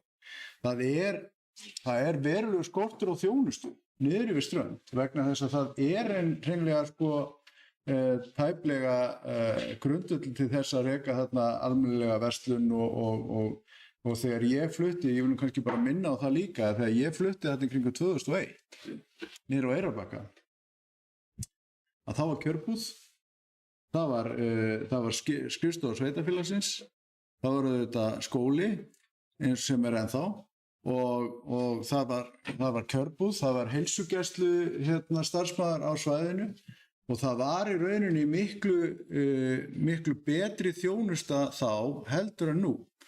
Og þá var umverulega sveitarfélagið svolítið nýsameinað við Selfoss og þar eymdi af þeim metnaði sem að þáverandi bæjarstjórnir höfðu fyrir nærsamfélaginu sínu. Og þá er líka hægt að benda á það, já, það var náttúrulega komið nauðsyn til þess að sameina sveitarfélagið vegna þess að fjárhagurinn var bágur. Ok, hvað hefur þá breyst? Hvað hefur breyst? Það sem að hefur gerst í sveitarfélaginu niðri á Strönd, að það er komið mjög mikið af sumarhúsum sem að hafa breyst úr því að vera íbúðarhús í sumarhús. Íbúum hefur verulega fækkað. Það er að leiðandi þjónustu grundvöllurinn, hann er líka verulega skertur. Og það þarf bara að hafa augun svolítið á þessu vegna þess að raunverulegir íbúar í sveitarfélaginu eru mun færri núna heldur fyrir 20-25 ára síðan. Og þetta er ógnvænlegt vegna þess að þegar ég til dæmis fer og ber í hús að þá er bara alveg ótrúlegur fjöldi þar sem að ekki er búið og það er ekki íbúar sem er að greiða til sveitarfélagsins. Þannig að í höndum Árborgar hefur rekstrargrundvöllurinn niður á Strönd versnað vegna þess að íbúðum hefur fækkað og engin metnaður hefur verið settur í það að fjölga lóðum og hvetja til þess að það sé uppbygging þarna. Þannig að þetta kann að hljóma eins og einhvers konar brandari eða eitthvað slíkt og menn taka þetta ekki alvarlega. En það eru hins vegar bara kjósendur hérna niður á Strönd og það eru íbúðar niður á Strönd sem að þurfa að sækja raunverulega allt hérna og svo er kvartaði við því að það þurfa að reka þarna, það þurfa að reka í rauninni 2 leikskóla í sikuru bæjarfélaginu. Það sé nú eiginlega bara betra að fara að sameina það. Það er búið að sameina skólana í staðinn fyrir að leggja í það metnað að byggja upp þessi svæði til þess að það sé einsettur skóli á hvorum stað fyrir sig. Auðvitað af hverju eiga börnin á Eyrarbakka og Stokkseyri að vera að trilla á milli Eyrarbakka og Stokkseyri alla sína skólagöngu. Og svo er verið að tala um það í alvöru að leggja niður skóluna og flytja bara börnin hérna upp á Selfoss. Það er rætt, við vitum það alveg. Og við þurfum bara að aðeins að girða okkur í brók varðandi þessi samfélag þarna niður á Strönd og leggja meiri metnað í það að útbúa fleiri lóð, deiliskipuleggja og bjóða út. Vegna þess að þó að það sé sagt, þó að bæjarstjóri Bragi komi hér og segi, já, það eru áform. Hér eru tölurnar svart og hvítu, 55 íbúðir. Það eru áformin sem að sveitarfélagið og bæjarstjórnin leggur fram við hið opinbera. Það þýðir ekkert að segja, við leggjum þetta fram svona, það er í hálfgerðum hálfkæringi, við erum svo að gera eitthvað allt annað. Þetta eru hinnar opinberu tölur sem að sveitarfélagið hefur lagt fram og við erum að taka það alvarlega.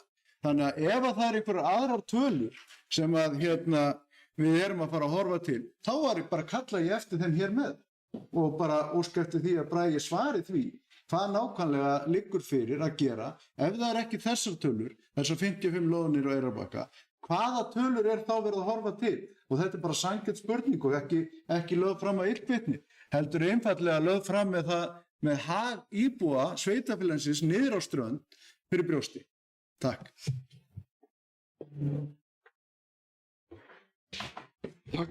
Takk fyrir þetta. Arnar Freyr Ólafsson, þá er Axel Sigurðsson varabæjarfulltrúi álista og skættir að fá taka til máls.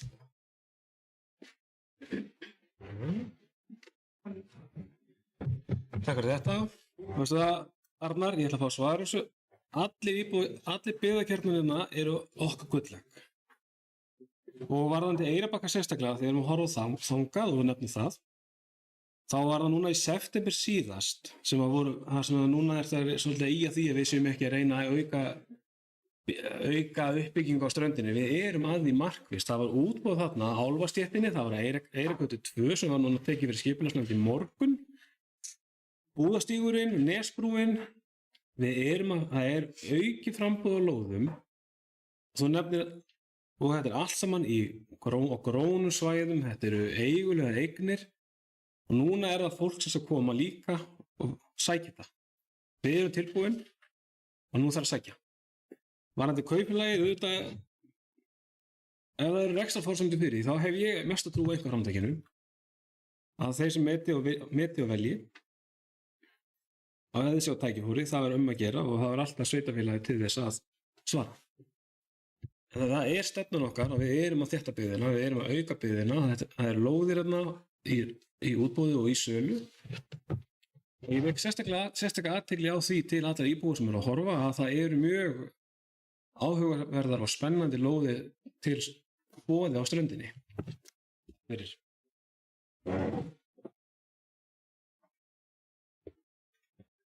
Takk fyrir þetta, Axel Sigurðsson. Þá er Fjóla Steindóra Kristinsdóttir, bæjarfulltrúi D-lista, beðum orðið.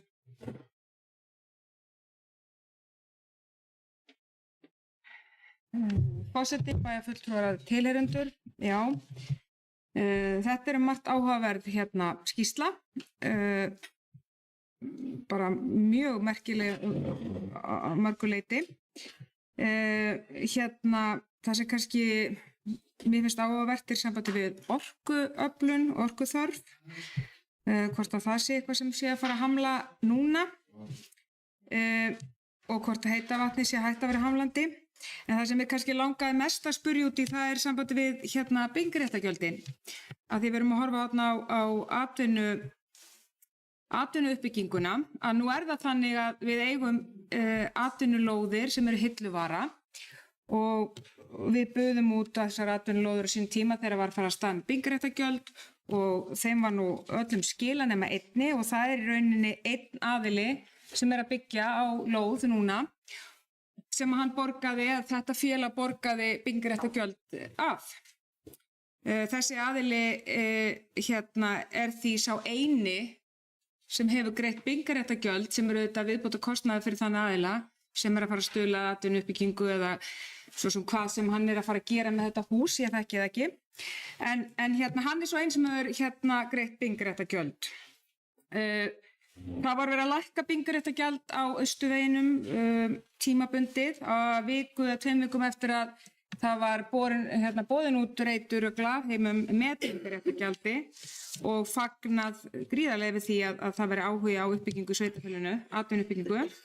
Því auðvitað allar byggingar eru auðvitað líka atvinnuuppbygging vegna þess að hér er náttúrulega auðvitað gríðarlega mikið af iðnaðarmönnum sem að hafa atvinnu af því að vera í þessum uppbyggingafasa sem sveitarfélagið er. Byggir kannski gamla iðnskólanum og því öllu. En ég vil bara ítreka það enn og aftur og ég er alltaf að segja það sama eins og Billuplata að við séum að afgreiða mál með líkum hætti og við gætum jafnræðis allra íbúa, allra fyrirtækja og til þess að laða fyrirtæki þá verðum við auðvitað að stuðla því að hér séu við samkeppnishæf og það er sama með uppbyggingu íbúa sem eru auðvitað líka bara atvinnustarfsemi að hér séu við samkeppnishæf og við séum að afgreiða líkmál með líkum hætti, við séum að taka á öllum aðilum með sama hætti, við séum að Já, það bæjarfulltrúar geta grætt sig við því, það hefur ekki verið þannig og það er ekki þannig og við verðum að vanda okkur því það er eftir því tekið að hér er ekki verið að afgreiða sambærileg mál með sambærilegum hætti og við þurfum að skoða byggingarréttargjöldin á iðnaðarlóðunum til þess að geta laðað að okkur vegna þess að þýðir ekki að setja ykkur á klausu hér allt sé hér sé verið að laða að og blúsandi siglingu eigi að fara að bæta við iðnaðarlóðum. Þær eru til, þær eru í hillunni mögulega bara of dýrar. Þannig að ef það er verið að bregðast við ytri aðstæðum fyrir einhverja þá þurfum við kannski að horfa það heilt yfir. Það er svona eina athugasemd sem ég langaði að koma með. Annað eru þetta bara unnið virkilega ítarlega og vel og þetta er þetta inn í framtíðina þannig að það er svo sem aldrei hægt að segja nákvæmlega til það hvort að þetta gangi allt eftir eða ekki. En að því sögðu þá kalla ég eftir því að fá ykkur svör með það. Hver sé stefnan í því öllu saman? Takk.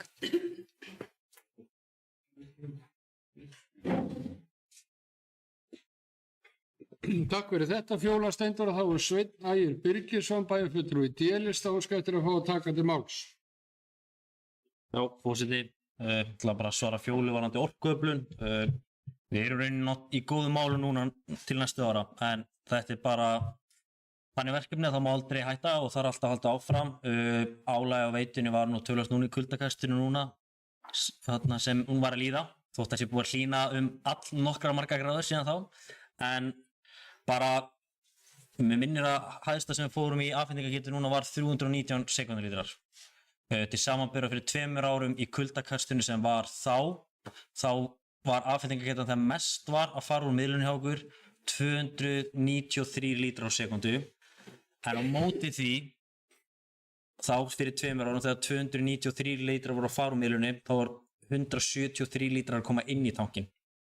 Það gekk á, það fóru 20 sekúndur meira út úr tankinum þegar mest var en kom inn í hann. Bara svona til að setjast með eitthvað, en auðvitað þetta mesta álag hjá okkur þegar stofnanirnar byrja, þegar allir opna útidyrhurðina á sér á mótnana eða eitthvað og opnarnir fara á fullt og allir að fara í styrt og kolli. En við þurfum náttúrulega að synda, við erum samt að vera í framkvæmd á nýri kennslusundlaug sem náttúrulega orkufrek þannig lagað séð og við þurfum að skoða möguleikann á að byggja yfir hana. Annað þetta bara í góðum takt og góð horf til næstu ára. En auðvitað vitum við alveg að við gætum verið að byggja ég veit ekki hvað margar íbúðir ef þetta væri ekki þröskuldur fyrir okkur. En þetta líka, við þurfum líka að horfa á takt eins og vanandi í uppbyggingu leik og grunnskóla. Það eru líka þannig innviðir sem þarf að halda takt við og þetta sýnir okkur líka húsnæðisáætlana, þú veist, Stekkjarskóli núna tilbúin sem full hannaður skóli að undanskildu íþróttamannvirki. Við þurfum bara strax að huga að byggja næsta skóla. Hann þarf að vera klár nánast eftir 5-6 ár og það tók nú bara töluverðan tíma að byggja Stekkjarskóla. Frá að bæjarráð ákvað að hefja uppbyggingu og vinnu við byggingu Stekkjarskóla á liðu 7 ár frá að bæjarráð ákvað þangað til að fyrsta áfangi kláru nemendur bara inn í skólan. 7 ár. Auðvitað getum við gert þetta á mun skemmri tíma núna og við erum búin að læra helling á framkvæmdinni við Stekkjarskóla. En við þurfum að hafa augun á boltanum í öllum þessum atriðum og þar vatnið, engin undantekning og ekki leik og grunnskólar og aðrir innviðir í sveitarfélaginu. Takk.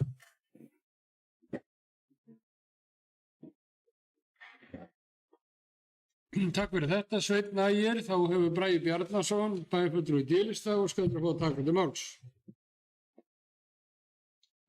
Forseti bæjarfulltrúar og aðrir tilnefnendur. Já, svona aðeins til að koma með upplýsingar inn í þá umræðu sem hefur verið og kannski líka bara svona að kannski hefur verið óskýrið eða það miskilið að það hvorki ég ni annar hefur verið að tala um aðra tölur en koma fram í húsnæðisáætlun á þessu stigi. Ég talaði sannarlega að til framtíðar viljum við efla uppbygginguna á Eyrarbakka og Stokkseyri. En þessar tölur það sem liggur fyrir húsnæðisáætluninni í dag, þar sem við erum með 2 götu sikkoru megin á Eyrarbakka og Stokkseyri ásamt svona stökum lóðum og minni sem eru annarkvort með samþykkt deiliskipulag eða að fara í eða í ferlin. Vonandi getum við gert enn betur. En núna það bæði búið að auglýsa náttúrulega þessar einbýlishúsalóðir sem var auglýst fyrir í haust og hefur verið auglýsingu heil gata á Stokkseyri og svo önnur á Eyrarbakka sem kemur núna í vor. Þetta allt sem hluti af áætluninni og svo vonandi verður bara áhugi hjá markaðnum líka að koma og byggja alveg jafnt á öðrum svæðum í sveitarfélaginu. Og það stefnan að fjölga þeim og bara eins og ég segi, vonandi tekur markaðurinn jafnvel við á öllum svæðum í sveitarfélaginu.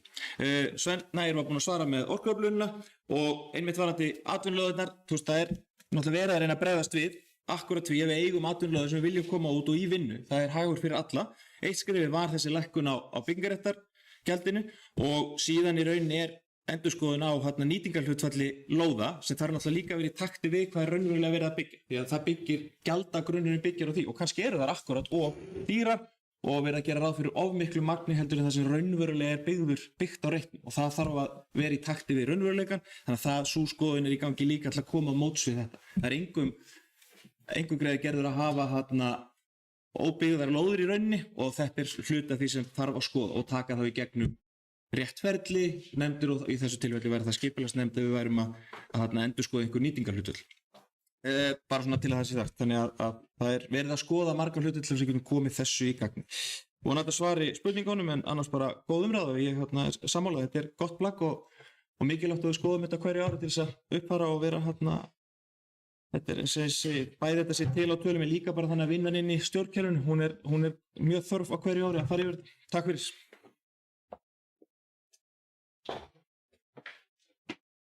Takk fyrir þetta, Bragi, og þá hefur Arnar Freyr Ólafsson, bæjarfulltrúi B-lista, beðið orðið. Já, virðulegur forseti, bæjarfulltrúar og aðrir tilheyrendur.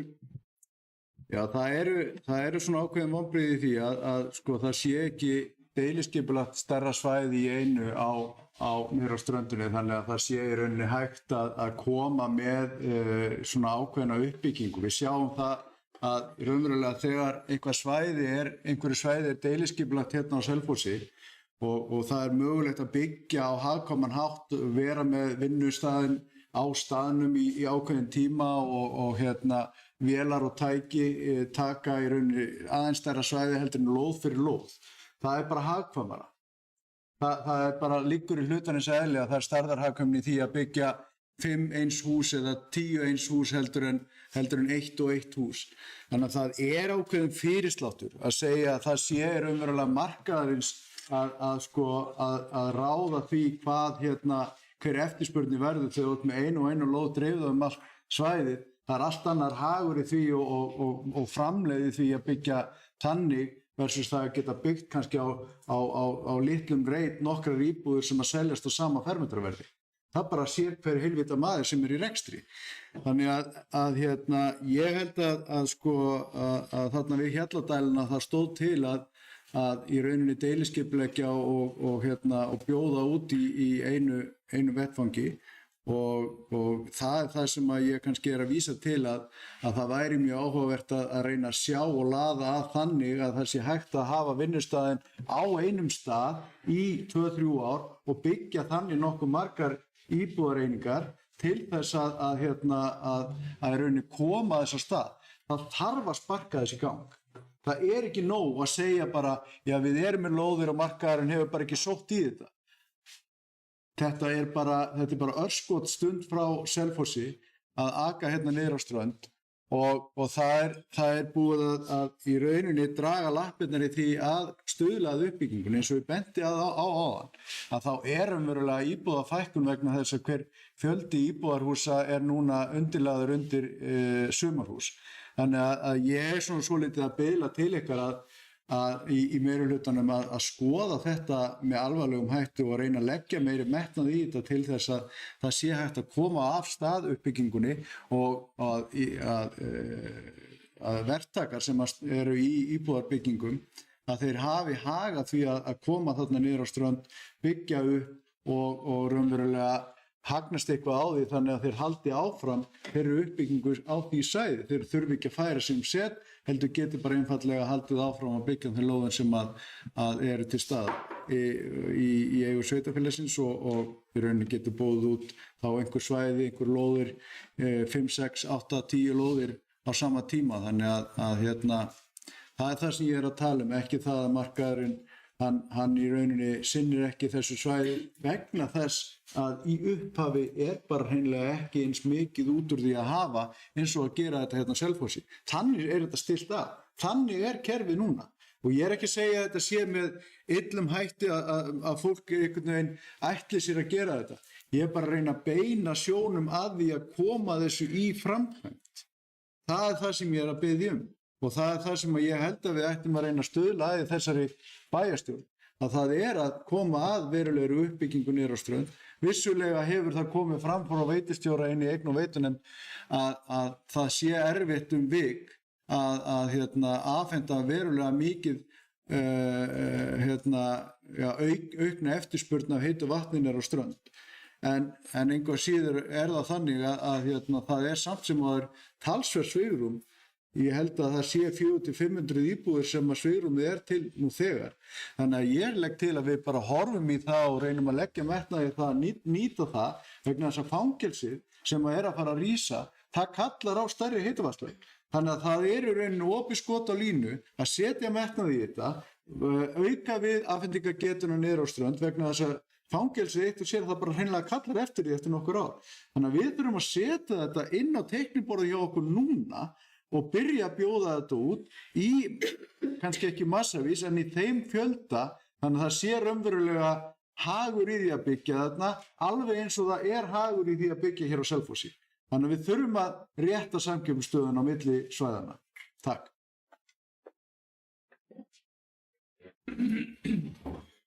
Takk fyrir þetta Arnar Freyr og þá er Bragi Bjarnason bæjarfulltrúi D-lista beðið orðið. Já, fórti bæjarfulltrúar og aðrir tilnefnendur.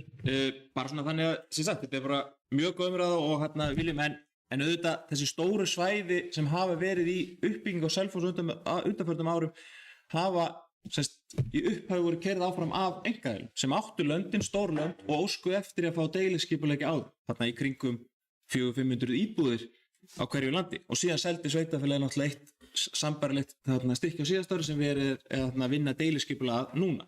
Þannig að það eru einkaaðilar sem hafa ýtt þessu náttúrulega á stað sem gerðu það í upphafi, svona stór lönd undir og deiliskipulagið það til þess að vinna að þessu. Ef einhver einkaaðili myndi óska eftir slíku og hefði gert það á Eyrarbakka og Stokkseyri á þessum tíma, þá hefði örugglega bæði 2018-19 þegar þessi lönd að fara á stað, þá hefði örugglega verið jafn vel tekið í það. En það hefur allan ekki komið upp en þá, en sveitarfélagið hefur verið að vinna þessu deiliskipulagi alveg frá burtséð frá kjörtímabilum alveg núna undanfarin ár, Hjalladælin þar undir, Tjarnastígurinn, þetta eru deiliskipulagi sem hafa verið tilbúin og nú auglýstum við heila götu fyrir áhverjum að sjá hvernig það endar og við þurfum bara að bregðast við því við viljum akkurat reyna að koma með stærri pakka og reyna að sjá hvort þessi áhugi til að fara einmitt í að sami aðilinn geti verið með búðurnar sínar og byggt upp áfram til þess að ná hagkvæmni. Ég vona að gangi og ég vona að komi einhverjir fleiri í framhaldinu, kannski einhverjir sem eiga einkaland nú vilji setja það undir íbúðabyggð, þá myndum við sannarlega taka vel í það. Það hefur ekki komið ennþá en ég vona að einhverjir gerir það í framtíðinni. Þannig að það er ekki meðalins, við viljum reyna að koma því af stað sem við erum með og eins og ég segi, verður spennandi að sjá niðurstöðuna úr Tjarnastígnum núna og svo Hjalladælin þegar hann verður auglýstur fyrir á Eyrarbakka megin. Þannig að ég segi bara vonandi getum við komið þessu öll á stað. Takk fyrir.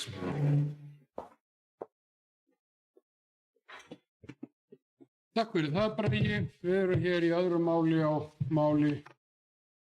á dagskrá 51. fundar bæjarstjórnar Árborgar og fyrsta fundur árið 2025. Við erum í húsnæðisáætlun 2025 og hér hafa komið nokkuð margir og tjáð sig þetta mál og nú er beðið orðið Sigurjón Vídalín Guðmundsson bæjarfulltrúi S-lista.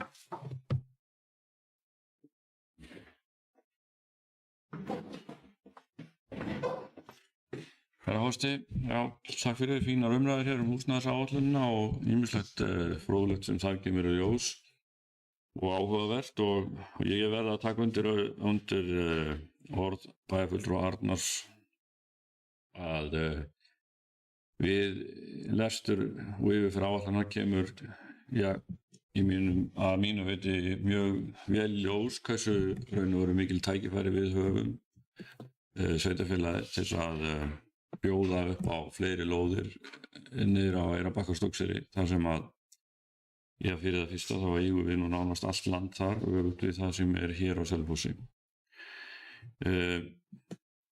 Maður skauta létt í gegnum þetta þá sér maður á næstu 10 árum þá gert ráð fyrir að heildarlóðaframboði fyrir sveitarfélagið er 1% á Eyrarbakka, 0,8% á Stokkseyri og 3,5% í Tjarnabyggð sem er áhugavert út af fyrir sig. Vissulega er það rétt sem komið fram hér í máli Braga bæjarstjóra að einkaaðilar hafa drifið áfram uppbyggingu hér á Selfossi undanfarin ár en við mögum ekki gleyma því að fyrir þann tíma þá var öll suðurbyggðin sem við köllum suðurbyggð A, B, C og D hún var deiliskipulögð og byggð upp af sveitarfélaginu, það er að segja sveitarfélagið deiliskipulagði og byggðu lóðirnar. Þetta eru með öðrum orðum hverfin frá Gagnheiði meðfram Suðurhólunum alla leið austur að Gráhellu. Þannig að það var ekki keyrt áfram einkaaðilum, það var allt sveitarfélagið. Og það er raun og veru sjálfhluti Selfoss sem að spratt upp og mjög hratt á tímum eða þessum árum fyrir hrun og þessi einkalönd fóru að komu rétt fyrir hrun og stoppuðu svo í hruninu en hafa síðan eftir að við jöfnum okkur svona 2010 hafa þau raun og veru keyrt áfram þessa uppbyggingu en sveitarfélagið hefur samt sem áður verið að bjóða svolítið lóðum eins og í Björgustíkinu. Ég held þess vegna að það sé alveg rétt þar sem að Arnar myndist á hérna áðan og ég svo sem tala fyrir oft og mörgum sinnum að við eigum að deiliskipuleggja stór íbúðasvæði á Eyrarbakka og Stokkseyri á landi sem við sannarlega eigum og er ekki mikill kostnaður í sjálfu sér í hlutfalli við það þá tekjur sem kæmi inn á móti ef og þegar, að ég segi þegar vegna þess að það er í mínum huga alveg ljóst miðað við þá miklu atvinnuuppbyggingu í Þorlákshöfn og tengslin við Selfoss eða Árborg, af því að Selfoss er þrátt fyrir allt þjónustu miðstöðsvæðisins, að þá mun það að nánast örugglega leiða af sér ásókn í búsetu á þessu svæði, Eyrarbakkaskógseyri, sem er miðsvæðis milli Þorlákshafnar og Selfoss. Og þess vegna tel ég að við séum í raun og veru í dauðafæri núna að fara í það af miklum krafti og alvöru að undirbúa okkur fyrir það að geta tekið á móti hugsanlegri uppbyggingu og styrkt þar með þessa byggðakjarna Eyrarbakka-Ástókseyri og með styrkingu þeirra þá er hægt að leiða líkur á því að þar með sjáum við einhverju sér hag að koma með þjónustu og smám saman þá ætti að vera hægt að lyfta þessu svæði upp búsetulega á einhvað plan sem er töluvert hærra heldur en því miður við erum vitni að í dag. Takk.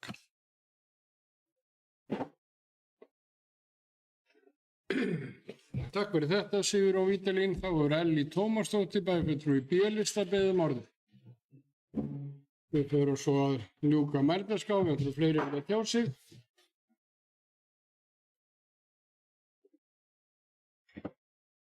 Já, forseti, bæjarfulltrúar og aðrir tilheyrendur. Bara búið mjög góð umræða og ég er bara sammála flestu. En mér langaði að koma upp hérna undir lýsing á atvinnuástandi sem er í húsnæðisáætluninni. En bara eins og kemur fram þar þá er Sveitarfélagið Árborg stærsta atvinnusvæði á Suðurlandi. Mikið af iðnaðarfyrirtækjum, verslun og þjónustu og svona. En mér langar bara aðeins að brýna okkur í því að við verðum að fara að leggja mikla áherslu á uppbyggingu á bara fjölbreyttum störfum fyrir öll menntunarstig. Þó að samgöngur séu góðar og yfirleitt bara gott að keyra til Reykjavíkur og svona, og fólk getur sótt vinnu í nærliggjandi sveitarfélög eða svæði, þá eru líka svona margir sem eru ekki að fá vinnu við hæfi. Auðvitað er frábært að geta unni í fjarvinnu en það er líka ekki fyrir alla og ég held að það séu jafnvel færri sem er að starfa í fjarvinnu heldur en maður heldur. Það hentar ekki öllum og ekki öllum störfum. En ef áform áætlunar ná fram að ganga þá er alveg ljóst að við þurfum að finna einhver leið til að auka atvinnutækifæri.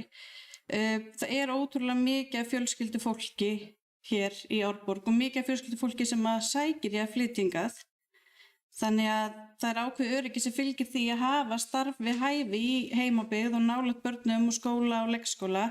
Þannig að mér langar bara aðeins að brýna okkur og bara til mikilvægt að fyrir að setja aukna áherslu í að klára einhverja atvinnustefnu fyrir sveitarfélag, hvort sem að það er bara fyrir Árborg eða með í samvinnu við nærliggjandi sveitarfélag. Takk.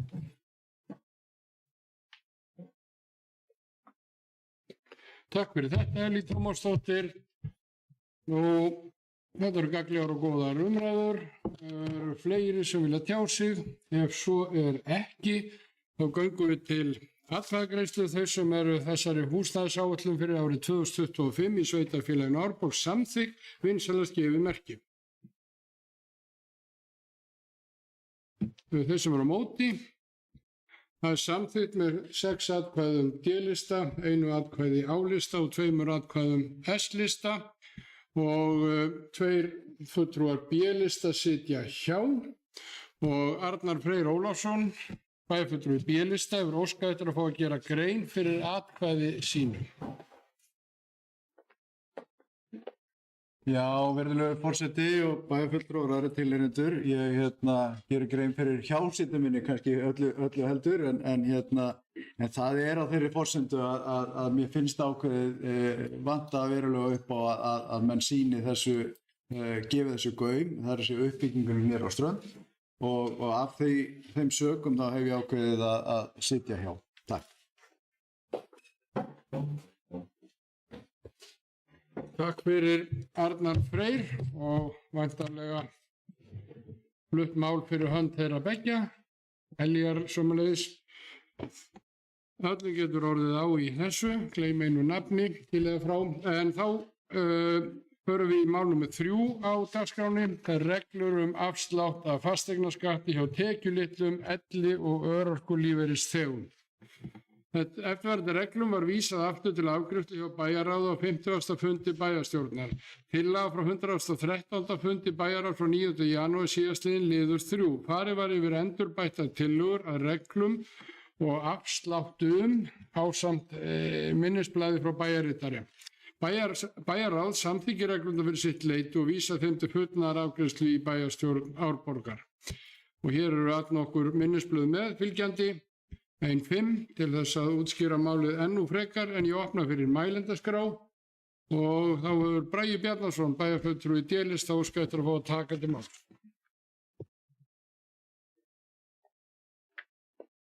Forseti, bæjarfulltrúar og aðrir tilnefnendur. Já, við vísum þessu aftur hérna inn í bæjarráð til þess að væri með þarna réttar í rauninni reglur inn í 3. greininni þar sem oft var ekki búið að uppfæra í rauninni tölur, eða viðmiðun á tölurnar í takti við vísitöluna eða hafa það réttar inni, og síðan í rauninni endurskoðuðu við eftir umræðu og ræddu það í bæjarráði að hækka í rauninni þakið sem hugsað á fasteignaskattin, að það semst sett inn heildar þak á hvað afslátturinn getur verið mikill, sem í þessu tilfelli 160.000 krónur, og hann semst getur horfið, en líka að það eigi þá við fasteignaskattin en ekki fráveituna, og með því í rauninni þeim breytingu sem hafa líka orðið á fasteignagjöldunum þá nær fólk full nýta þessa heimild í rauninni þar innan þess sem eiga síðan rétt á þeim afslátt eftir í hvaða flokk þeir lenda. Þannig að það var ástæðan fyrir því að þessu var frestað þetta síðasta fundi, en við tókum með góðum ræði bæjarráð og vísum þessu áfram hingað til fullnaðarafgreiðslu og leggjum til að þetta verði samþykkt svona. Þetta fer þá í rauninni inn í álagninguna bara sem verður núna í febrúar, og hefur það í för með sér að einhverjir aðilar verða fyrir sem sagt þurfa að borga meira, aðrir standast í stað, en á móti kemur að sem hefur valdið ákveðnum vangaða meira breytingar sem hafa orðið við uppgjör í júní á þessum flokki, að þær verða þá í rauninni talsvert minni og hafa þá minni áhrif til breytinga hjá einstaklingum.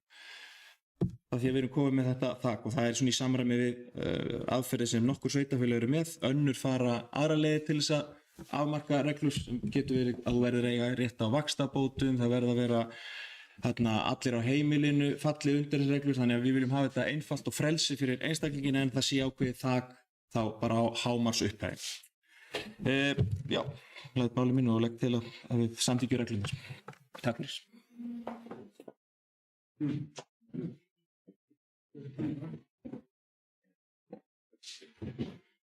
Takk fyrir þetta, Bragi. Þá er Arnar Freyr Ólafsson, bæjarfulltrúi B-lista, óskað eftir að taka til máls. Já, virðulegur forseti, bæjarfulltrúar og aðrir tilheyrendur, þeir eru sjálfsagt komið með hundleið á mig núna, en ég vona að ég sé allavega málefnilegur í minni framsetningu og hafa eitthvað til málun að leggja. En þetta mál og þessi endurupptaka og uppfærsla á reglum innheimtu fasteignagjalda er í rauninni svona dæmi að það sem að svona góð stjórnsýsla og endurupptaka á reglum er að heppnast ágætlega. Þetta er kannski okkar þetta er ágætis dæmi það sem að er að gerast af opinberum starfsmönnum hjá sveitarfélaginu, það sem að er farið ofan í kjölinn, það er kannað hvernig þetta er hjá öðrum sveitarfélagum að sömu stærðargráðu á svipuðum tekjusvæðum, og þetta er svona unnið mjög heildstætt til þess að sýna sanngirni auðvitað og vera kannski ekki undir eða yfir þeim sem að eru búa í svipuðum sveitarfélögum. Þannig að ég rauninni stend hérna upp bara og hrósa þeim starfsmönnum sem að koma að þessu, og bæjarritarinn, ég veit að bara hitta og þunga að þessu og afskaplega vel framsett og klárað. Þannig að mér finnst bara mikill sómi að þessar uppfærslu og hann er svona leiðið til þess eða þessi uppfærslu hún leiðið til þess að hér er svona ákveðinar sanngirni gætt og það sé svona ákveðin jöfnuður á milli sveitarfélaga í innheimtu á fasteignagjöldum. Þannig var það ekki. Takk.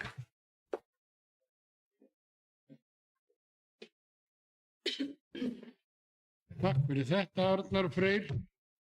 Fleiri sem vilja tjá sig undir þessum þriðja máli á dagskrá fundarins sem eru reglur afslátt af fasteignaskatti á tekjulitlum elli- og örorkulífeyrisþegum. Ef svo er ekki þá göngum við til atkvæða þessar reglur. Þeir sem eru þeim samþykk vinsamlegast gefið merki. Það er samþykkt samhljóða. Þá förum við hér í afgreiðslu fundargerða eða ekki afgreiðslu heldur kynningu og umræður verða vill. Mál númer 4 á dagskrá fundarins ungmennaráð 8. fundur haldinn 20. nóvember síðastliðinn. Einhvers vilja tjá sig þessa fundargerð? Ef svo er ekki þá förum við í 5. lið á dagskrá fundarins sem bæjarráð 112. fundur haldinn 19. desember síðastliðinn. Einhverju sem vilja tjá sig þá fundargerð? Ef svo er ekki þá förum við í 7. mál á dagskrá fundarins skipulagsnefnd 38. fundur haldinn 18. desember síðastliðinn. Einhverju sem vilja tjá sig þá fundargerð? Fjóla Steindóra Kristinsdóttir hefur beðið orðið undir 7. lið á dagskrá fundarins bæjarfulltrúi í Dýrstað.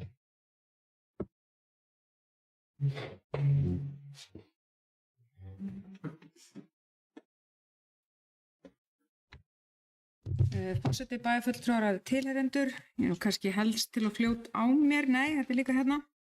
Þess svo sem myndi bæjarráð líka, mér langaði bara að aðeins að spyrjast fyrir, að því ég er nú ekki inn í bæjarráði og ekki inn í skipulagsnefnd, varðandi Austurveg 61 til 63 sem við tókum fyrir hér í bæjarstjórn og vísum tilbaka.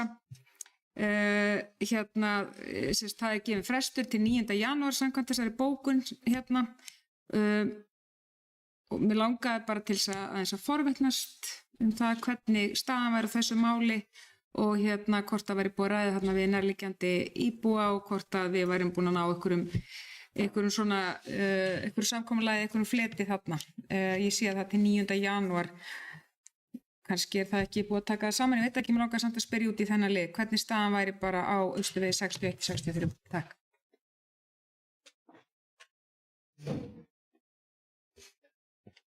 Takk fyrir þetta Fjóla Steindóra, þá er Bragi Bjarnason bæjarfulltrúi í D-list, þá óska ég þér að fá að taka til máls.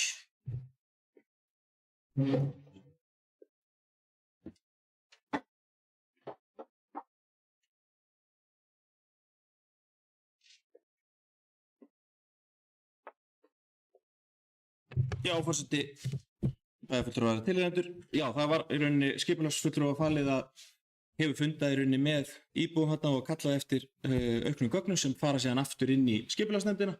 Þannig að þegar skipulagsnefndin verður sáttmjöla auglýsa í rauninni eða leggja það til að vera auglýsa eftir, þá kemur það náttúrulega hingað inn til hérna samþykktar og þá á náttúrulega eftir að auglýsa það og þá er í rauninni gefin þetta eðlilega ferli að allir geta komið með athugasemdir eða hvað annað sem þarf að við fólk tjá sig í rauninni deiliskipulag áður en það er samþykkt. Þannig að í framhaldi af því að við frestum þessu hefur skipulagsfulltrúi fundað og bæði með lóðarhaugum og íbúum til þess að draga saman svona nánar upplýsingar fyrir nefndina. Takk fyrir.